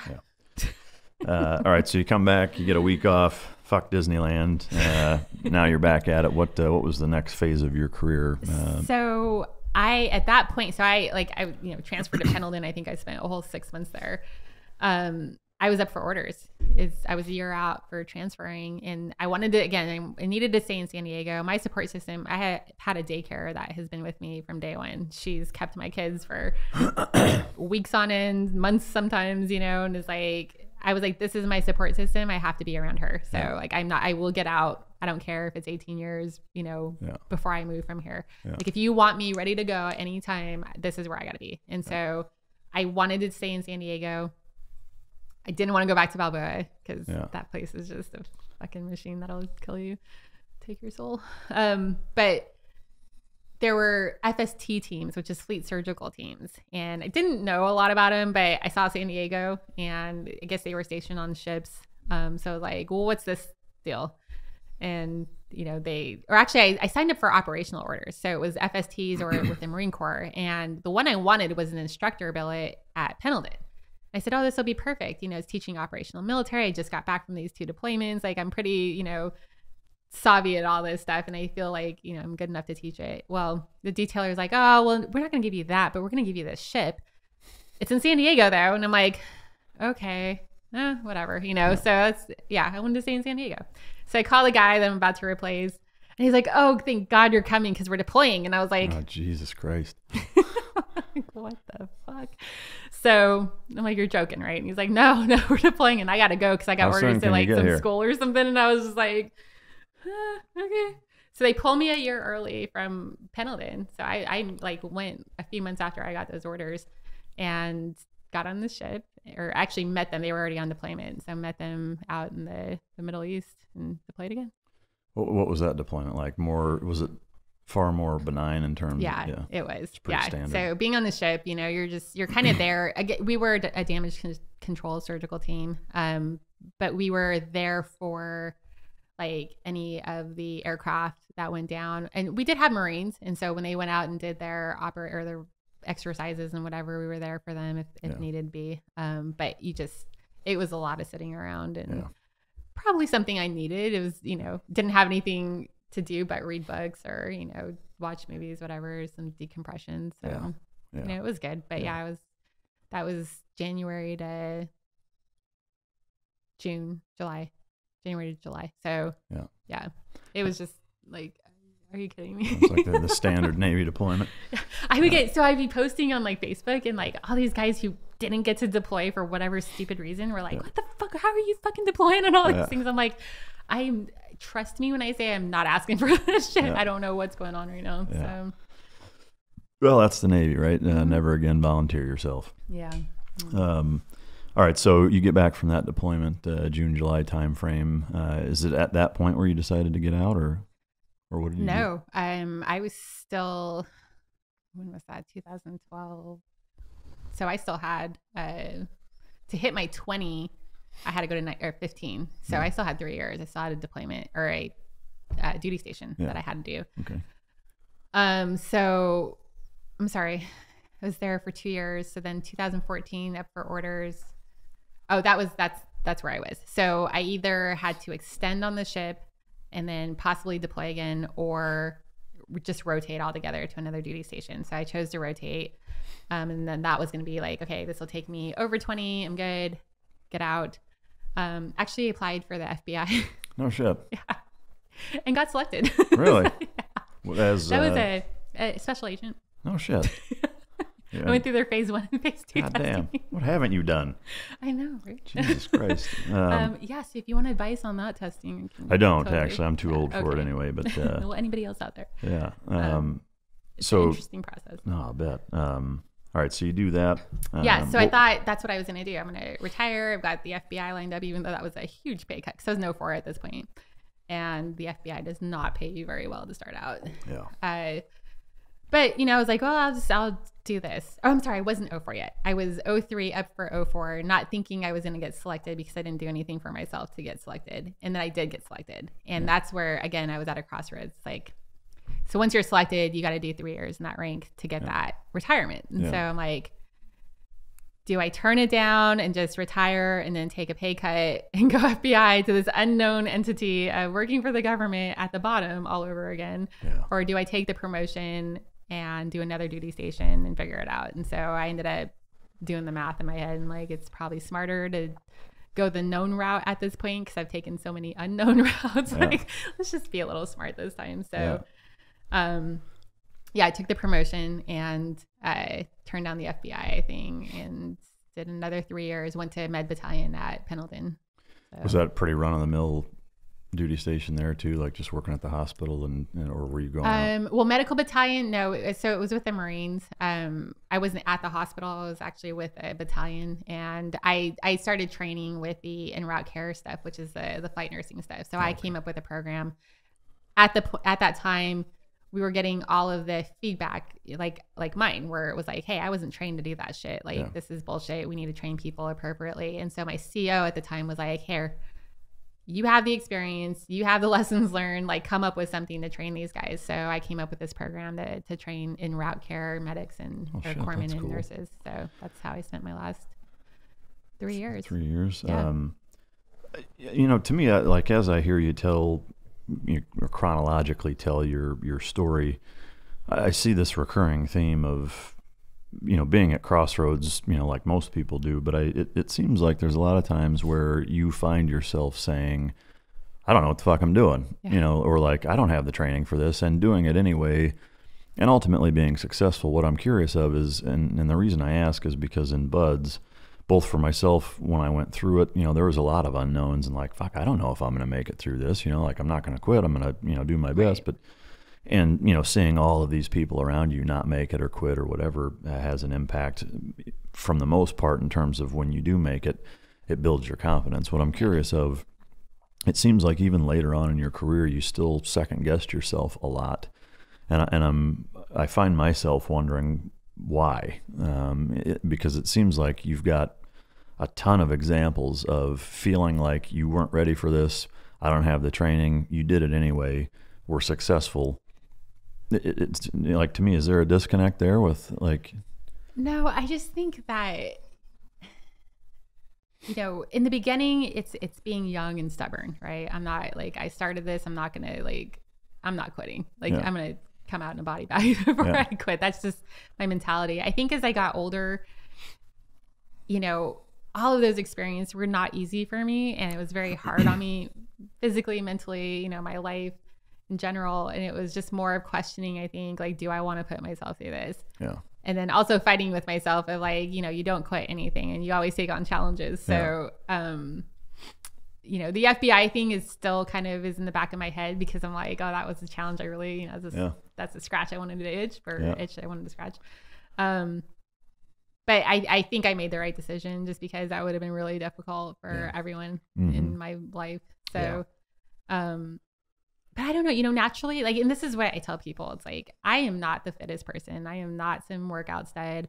I am very average. You know, I'm not the smartest person at all, you know, but if you have the mental fortitude to do something, you can do it. Yeah. You know? No, I agree. I mean, to me, you know, I've been faced with a number of obstacles. Everybody is, you know, and to me, when I look at people that are out there that are successful, that, you know, have been people that have inspired me to want to emulate in terms of business prowess, entrepreneurship, et cetera, the recurring and common theme that I see in every single one of them is exactly that, is that, you know, some of them are ridiculously talented, a lot of them aren't.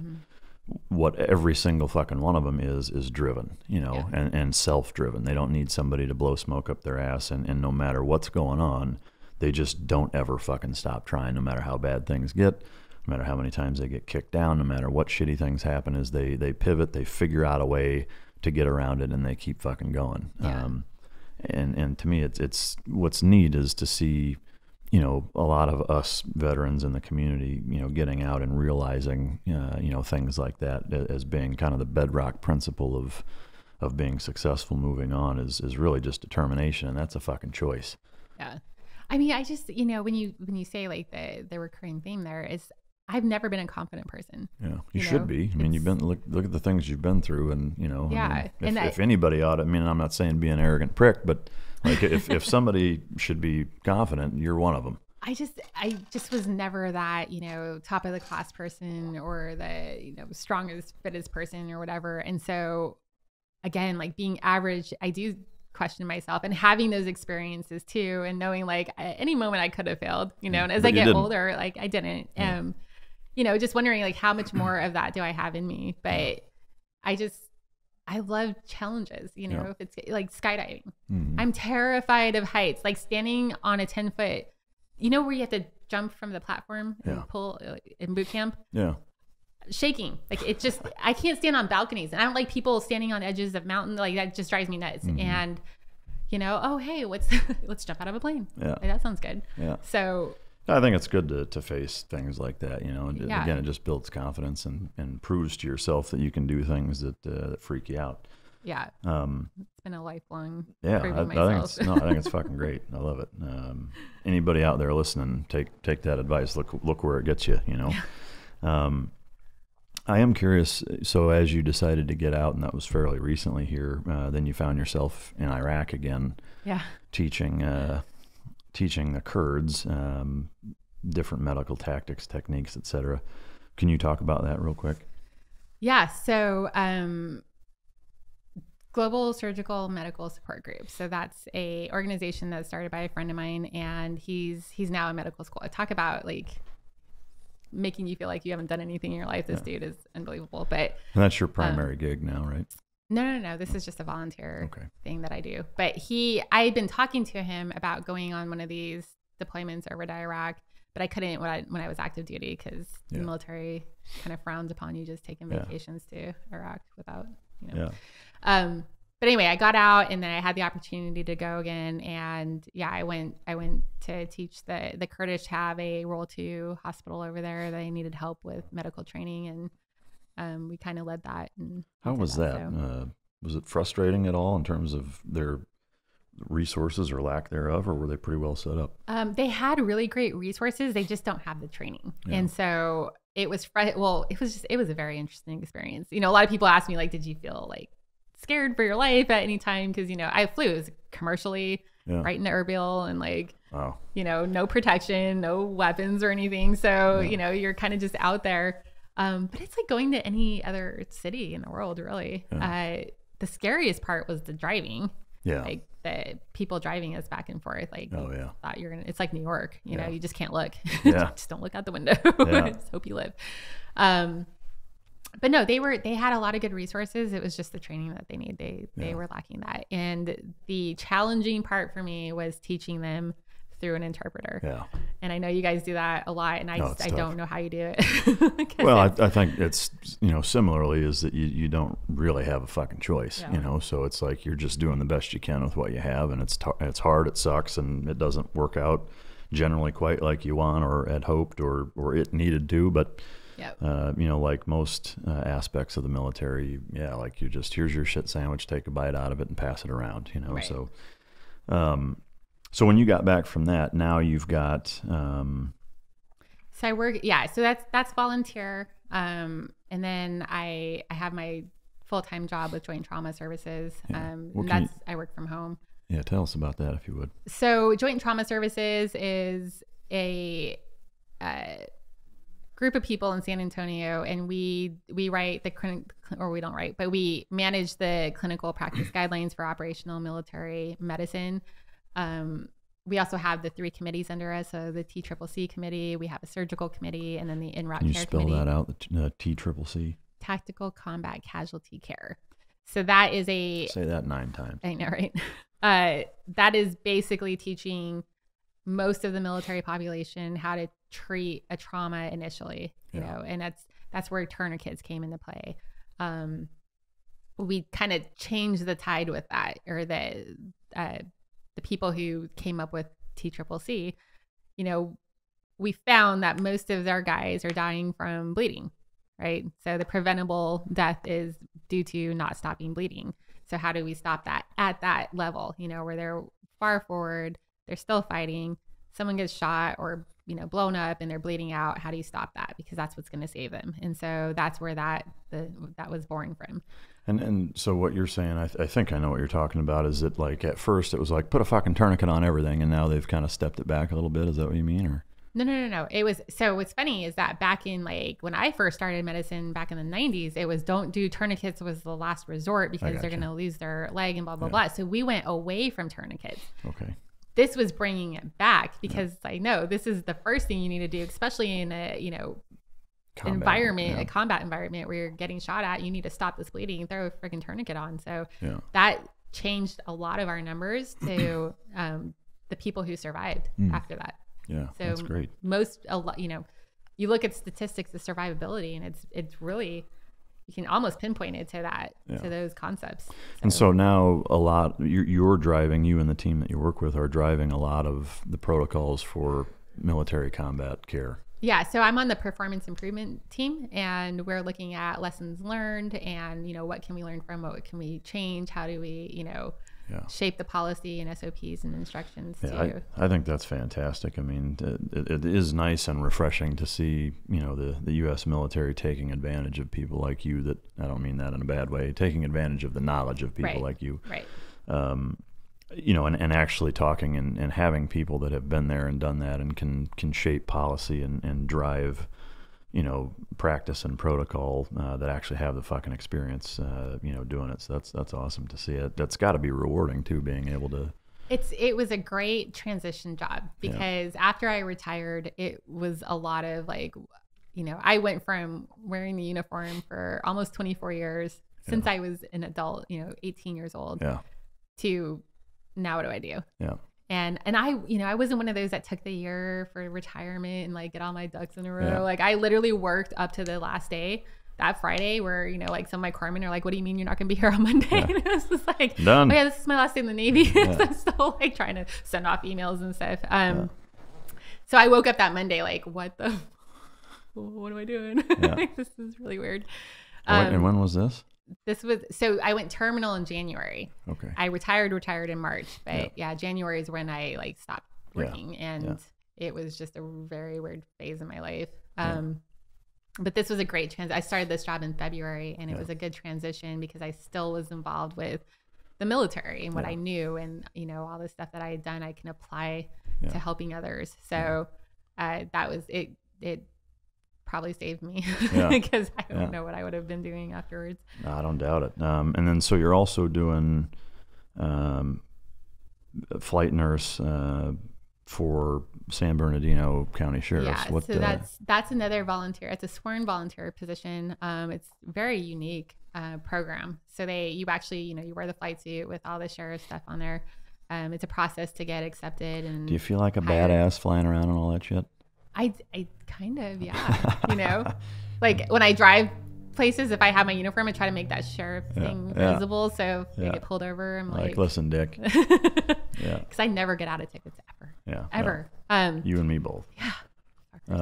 But so I do that. I just like to fly. Yeah. And it's search and rescue. It's just what I grew up doing. And it was an opportunity to keep doing it. So in terms of percentage wise of how much of that, how much of your time that specific gig takes up, is it? It's because right now I'm in the training phase. So they want us there at least 3 times a month, and then more if you can. Yeah. Because that's going to depend on how fast you get trained. Yeah. Didn't sound like a lot at first, but with everything else in my life, I'm like, this is kind of challenging to try to do. But I love it. So I'm like, And so I'm assuming, do you live up in that area, or do you still live down in San Diego? No, I've lived in Temecula for I got you. Most so of my time. So kind of in between the two then. Yeah. So I'm about the same distance either way. Yeah. And then in terms of the Ragged Edge teaching, can you talk a little bit about that? Yeah, so that's a company that specializes in teaching the prolonged field care concepts. They work with a lot of the special operation forces and units. It all kind of derives from, we're shifting our focus from Afghanistan, Iraq, where we had control over everything, and it was pretty small spaces, relatively speaking, and controlled the airspace. We kind of did what we wanted to do there, right? Now we're shifting to much larger areas that we can't get to very quickly. So if these guys are out there doing whatever they're doing, someone gets injured or hurt, they have to be able to sustain their life for a certain amount of hours, days, until someone can get to them. So we're teaching medics how to do that. And the time period is a 3-day, that's the goal? The 3 days is kind of where they developed the concepts, if you want to say. So it's based on 3 days. Obviously it could be less than 3 days, or it could be a lot more than 3 days. It just really depends on where you are and what the environment's like. But you had to sort of bring it down to a certain time frame when you're teaching, or coming up with a curriculum. So, and I can only assume is that that 10-month deployment, the experiences that you had there, is that the biggest influence for for helping these guys and teaches lessons learned from there and such, or? The 10 months in Afghanistan was what motivated me to develop that in route care training program with the Marine Corps. Just because we're sending people over with minimal training. The prolonged field care stuff I got interested in. Some of those guys reached out to me because they saw like some of my stuff on Instagram and isn't social media a motherfucker sometimes? It's in both ways. I hate it in so many ways, but in other ways it's great for networking. Yeah. Well, I mean, that's how this interview happened, you know. So, yeah, exactly. Yeah. So a lot of great things have happened from it. But yeah, they reached out because prolonged field care really is a lot of nursing into it. And the medics aren't really taught nursing concepts.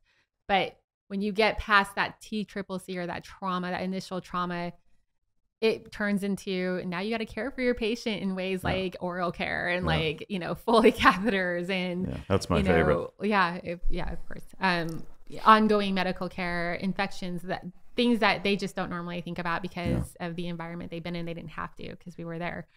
So that's kind of why they reached out is, you know, finding a nurse who's got a little bit of that experience and who understands little resources and being out kind of, you know, not in a hospital type of situation. So they had asked me. So whenever there's an opportunity, they have a need and I go back east and help them teach. So that's fantastic. I love it.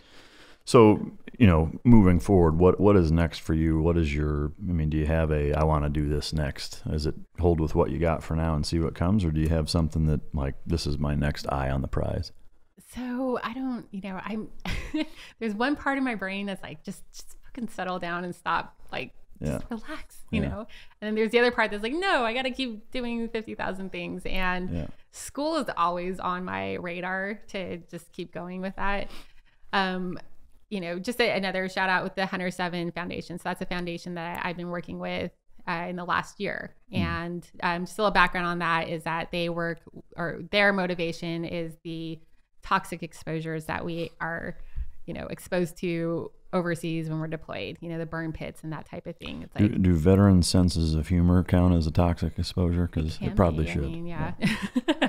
But we're seeing, a bunch of guys coming back with like really strange illnesses and cancers that they should not have at this age, or whatever it is. And a lot of people dying, and the VA kind of being like, oh, it's not service related, so.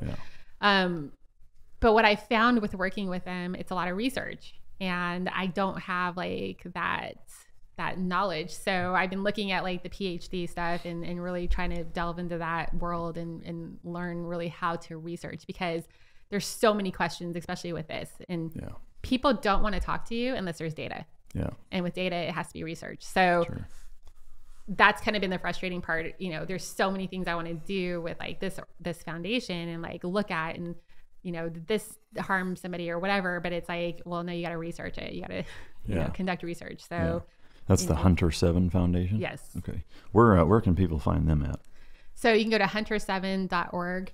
And that's their website. You can go to Hunter 7 Foundation on Instagram. Okay. The biggest thing is you've got a medical team that's doing research, and they're the only one of their kind.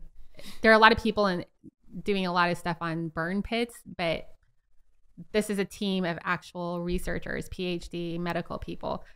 It's a small foundation right now, so they're doing a lot of things out of their own pocket, and it's all volunteers. So they all have their jobs, but they're trying to do this on the side as well. And it's a much needed. It's, with all of our guys coming back, you've got people worrying about going to the ER because they can't pay their bill when they've got an infection due to the cancer or whatever, so. What is the best way for the listener to help the Hunter 7 Foundation? The best way really is, donations are always huge, right? These people come out of their pocket. Online? What's that? Can you donate online? Just go on our website. You can go to the hunter7.org to donate. There's a donate button. Okay. Spreading awareness is another, if you can't financially help, then just spreading, putting their name out there and sharing their posts and that type of thing. So most people just, everyone, and every time they put a post out about like respiratory illnesses and whatever, you get all these like, oh my God, that's what I've been going through. And this is what, is happening to me. So there just isn't direction for these guys. And there's not a lot of information out there for what this is. And one of their main motivations is, taking control of your healthcare. So if you're getting seen on the outside, which most of us do once we're out, a lot of these civilian doctors and nurses don't understand what we've been exposed to and what we've seen. So being an advocate for yourself, you know, and hey, you know, I've been around toxins and whatever. So some of my general complaints that you want to just write off might be something really serious, you know, because a lot of these illnesses, if caught early, are curable. Sure. But if you keep letting it go and they keep sending you home, oh no, it's just a bellyache, you know, oh, it's pancreatic cancer. Oops, you know. So that, and we're seeing a lot of that. So, and then just on the healthcare professional side, being aware of that, you know. I am curious for my own interest, I guess. Is there a nutritional component that goes into the research that you're aware of? And by that, I mean, let's say you take 10 subjects that have weird fucking problems and have been exposed to some questionable shit. Is their diet regimen, is their nutritional intake a part of the research that they're looking at in terms of how they're living their life now and what role that plays? No, for like their research right now, to what I'm not aware that they're doing any long-term research like that. That takes a lot to actually evaluate and look at a group of people throughout however many years. I mean, I guess just so like from an intake standpoint, right? Joe Schmuckatelli comes in and says, you know, hey, I have this fucking problem, and this is one of the people that we're going to do our research on, is what he is eating, how he is eating. Is that taken into account when they initially take them in? With this foundation? Yeah. Like any of the people that they're doing research on. So they're not doing research on any individual person right now. They're doing the research right now is what are the toxins and what are we being exposed to? Okay. And it's doing more of the data collection on what illnesses are we seeing in the percentage and statistics. And what they need is the funding to do research like that. So they can, you know, narrow it down to actually doing a good study on, you know, these people with the illnesses. So right on. Yeah. Funding. Yeah. So it's always funding. Go help hunter7.org. Sounds like a great group. And I appreciate you working hard for them. In terms of a 19-year-old female that looks at you and says, God damn, I want to do what she did. Yeah. What advice do you have for her? Or a boy, but either way, that wants to get into this line of work. And I think that the female perspective is unique and far more rare. So, you know, focus on that, you being a chick and all. Yeah. So, you know, my experiences are very unique in the, you know, with the decisions that I made for myself. My advice is, you know, have more faith in yourself, right? And more confidence. Amen. Yeah. Take your own advice. Exactly. You can do more than you think you can do. Even if you're not, you know, the best at whatever or the smartest, you can do it. So if you put my biggest thing, and when I mentor people, is a lot of these guys are, I want to do this. I want to do this. You know, you got to focus on something, make a decision and go 100% at it. And a female in this world, you know, it's a male dominant world. Yeah. And I hear a lot of times, you know, females will be like, oh, it's not fair or whatever. And it's like, that's not. So I tried out for a cultural engagement team that goes with you guys. Yeah. And one of the females was like, they were talking about fraternization. And, you know, if you're over there, like, you're the ones who are going to get in trouble, you're going home, right? And one of the girls were like, that's not fair and that's not right. And I said, listen, hold on. Like, you're asking to come into their world. They don't want you here. You know, make no mistake. You're not wanted here. Yeah. So put your head down, do your work, you know, show through action that you want to be here, and that, you know, that's how you gain respect, not by crying that it's not fair or whatever. And yeah, at the end of the day, this is their world. That might get you the best advice of the year fucking award right there. I mean, just generally speaking, not just, you know, in this specific case, but generally speaking, like, if you're trying to go do something, that is the best fucking advice you could give somebody, in my opinion. It is. Stop whining about it and just fucking work hard. Don't whine, work hard. And you know what? As a female, you're going to have to work twice as hard. Yeah. And I mean, that's reality. Yeah. I mean, life has double standards on both sides, and you know, you can whine about them or you can fucking work through them, you know? So. And that's, you know, and having come from, you know, a female, the only female in my community at the time, I did have to work twice as hard. I had to work out physically twice as hard. I had to be better than everybody else. You know, the males could be average and it was fine. It passed. Yeah. But the spotlight was on me. And, you know, you had people who wanted me to fail and really tried hard for me to fail. And I knew it. So I had to be the smartest person out there. I had to, you know, which meant I studied a lot. I was in the gym a lot, you know, because that's how you gain respect. Yeah. So real quick, I am curious, because of your many experiences in similar communities and around special operations forces, what is your opinion on females in special operations forces? Waiting for this one. Yeah. You're welcome. I'm going to take a real long drink real quick. Say this without getting ostracized. Okay. So obviously there are females that physically can do this. You know, there are some badass, strong females out there that can get through the training, I believe, you know. I always say it's not really about that. It's a social thing. It's a cultural thing. It's you're breaking up a culture of, you know, hundreds of years or whatever, you know, a mindset. And at the end of it, you know, you got to take the human factor in everything. Everyone always wants to dispel the human factor, you know, pretend like we're not human, which is like, it's bullshit. Like, we're human. All of that's going to come into play. And putting men and women together, you know, especially in an environment like that, I don't know, like, through my experiences, you have to be a certain mindset, you know, to really be able to integrate into that kind of community. And little things like guys tell jokes and they're vulgar jokes. Guilty. And you know, you can't complain like, oh, that was, you know, like uncalled for. I don't know. Like, that's just how they live. Like, that's, you know, again, when you say like using sense of humor in like tough situations, right? That's just how you do it. Like, you get through certain situations by doing that. Honestly, the man shouldn't have to worry about like, oh, I can't say certain things around, you know, the female or whatever. And I'm not saying, I mean, obviously there's plenty of females that like will fucking throw down with you. The same way, I've always like, none of that's ever bothered me, you know, but I've seen many females that are like, oh, that's offensive to me, you know, and it's just too fucking bad. You can't do that. You know, you can't come into somebody's world and say like, you now change the rules for them and how they act and behave, you know, you just can't. And that's going to start driving a wedge, you know.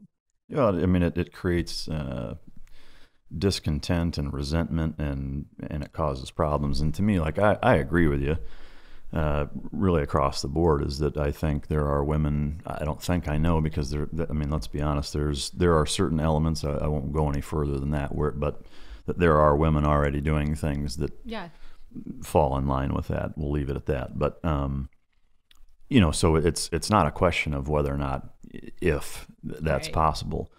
To me, like you said, is that you can really reduce it down to an A or B fucking scenario and make it real black and white. Is what we're going to implement, is that going to augment, supplement? Is it going to be an asset to our force and make us a better fighting force? Or is it going to do the opposite of that and is it going to become a liability? And that should drive your decision whether or not to implement it or not. Right. In my opinion, I would take a page out of the Israeli book and say, I think that there should be female special operations groups. I think that they're, you know, just because they're female, there's certain things they'll be able to do in certain cultures that we just simply fucking can't. And there's ones that can do it. So to me, like, instead of having female SEALs, female Green Berets, female Rangers, etc., just create a new fucking special operations unit that is all female. I've said that too. And like, that would be the deadliest unit. I'm telling you. I mean, take females that are at that time of the month. Yeah, I mean, don't feed them. Yeah. Well, and to me, like, you can have your cake and eat it too. And that for those that it's just about saying, yes, we can, now you have your opportunity. And guess what? You can't use the excuse, well, the guys had it out for us. You can't use the excuse. There is no excuse. But the other thing too is now you're handed a fucking opportunity to show everybody that you're as good or even better in certain circumstances. Why not take them up on that? Right. You know, I don't know why we're not doing that. I don't think anybody's asking what we think. That's bullshit. Maybe they should, but at any rate, they will know. Yeah, maybe they will. All right, where can people find you? Social media, et cetera. Otherwise, if they want. You know, because I do have a lot of first responder and you know, law enforcement, you know, military listeners that very well may want to work with, you know, any of the groups that you're affiliated with now, or even have you come in and teach certain things. Where can people find you, both on social media and like be able to email you to go down that road of potentially contracting you out? So the main social media I have is the Instagram, which is FlyGirlRN. fly_girl_RN. LinkedIn is also a good one to find me, and that's under Nikki Selby. Okay. Then do you have an email that you want, or just contact you through social media? Social media is the best because my emails are just kind of overloaded with bullshit. Crazy. Most of my messages are, but yeah, it's social. Yeah. All my inboxes are a mess right now. So if all you've been trying to get a hold of me, I'm really sorry. I'm getting to it. But yeah, I would say social media is the best way to try to get a hold of me. Great. All right. Is there anything that you want to add? No, I'm just thank you for the opportunity of bringing me down here and being able to. Again, I can't thank you enough for sharing your time and making the trip out here. You have a fascinating career, an amazing story. To me, if you're not inspired in listening to the path that you've chosen and gone through the obstacles that have been put through your life, if you're not inspired by that, I'm going to tell you, because I always do, fucking choke yourself. And, I love hearing stories of resilience such as the one that you have, and not making excuses, breaking down barriers, doing it with kids. To me, there needs to be more people like you in America, frankly, and I appreciate you taking your time. Thank you. Real quick before we wrap up, Origin Labs. Is there a better sponsor? Probably not. They make all of Jocko's stuff. He's a pipe hitter. They're pipe hitters. The Jocko tea, the Go, the Discipline, the fucking supplements, they kick ass. They make great shit. I take their stuff. I love it. They also make really nice jeans, boots, and gis. And we're looking to do some stuff with them here in the near future. Teamdog.pet. If you own a fucking dog, go to teamdog.pet. It's not to turn your dog into a fucking Navy SEAL dog. It's for you owners out there that have your head buried in your ass. It's my attempt in helping you reach back and pull your head out of your ass as it relates to your dog. So go ahead and do that. Teamdog.pet. I also have collars and leashes, CBD oil, food and treats, first aid kits. I've got canine CPR and canine first aid courses, which maybe you can help with in the future. Who knows? At any rate, it's all for you guys. It's $99 a year. Go on there, buy it for a dipshit dog owner that you have in your family for Christmas, whatever. At any rate, go there, check that out. As always, I do want to take a quick second to say thank you to you guys. I've taken the last month off to get this new studio ready, which, as you can probably ascertain by the video, it's actually not ready. I'm having a custom table for this space built by a good friend of mine, and it's not fucking ready yet. That's the reality of it. We had this scheduled, and I wanted to keep it that way. So she in conjunction with the crew here, the new crew, is popping the new studio's cherry. So congratulations. Thank you. And but we're back at it. Here is kind of the new outlook and framing that you'll see. The background's going to change a little bit for the next time, most likely. But welcome back. I cannot thank you guys enough for the messages of support. You guys have bombarded me over the last few weeks and not releasing episodes, and it's just I can't tell you how humbling and flattered I am, or how humbling it is and how flattered I am, rather, to have so many people want me to continue to do this and get frankly pissed, that I took a couple of weeks of not releasing episodes. So you guys keep bugging me about it. I'll keep providing the content.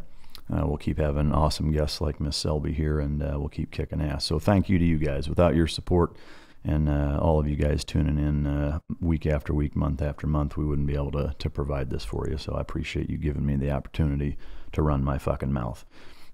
Without further ado, thanks again. We will see you very shortly. And until next time, this is Mike Drop.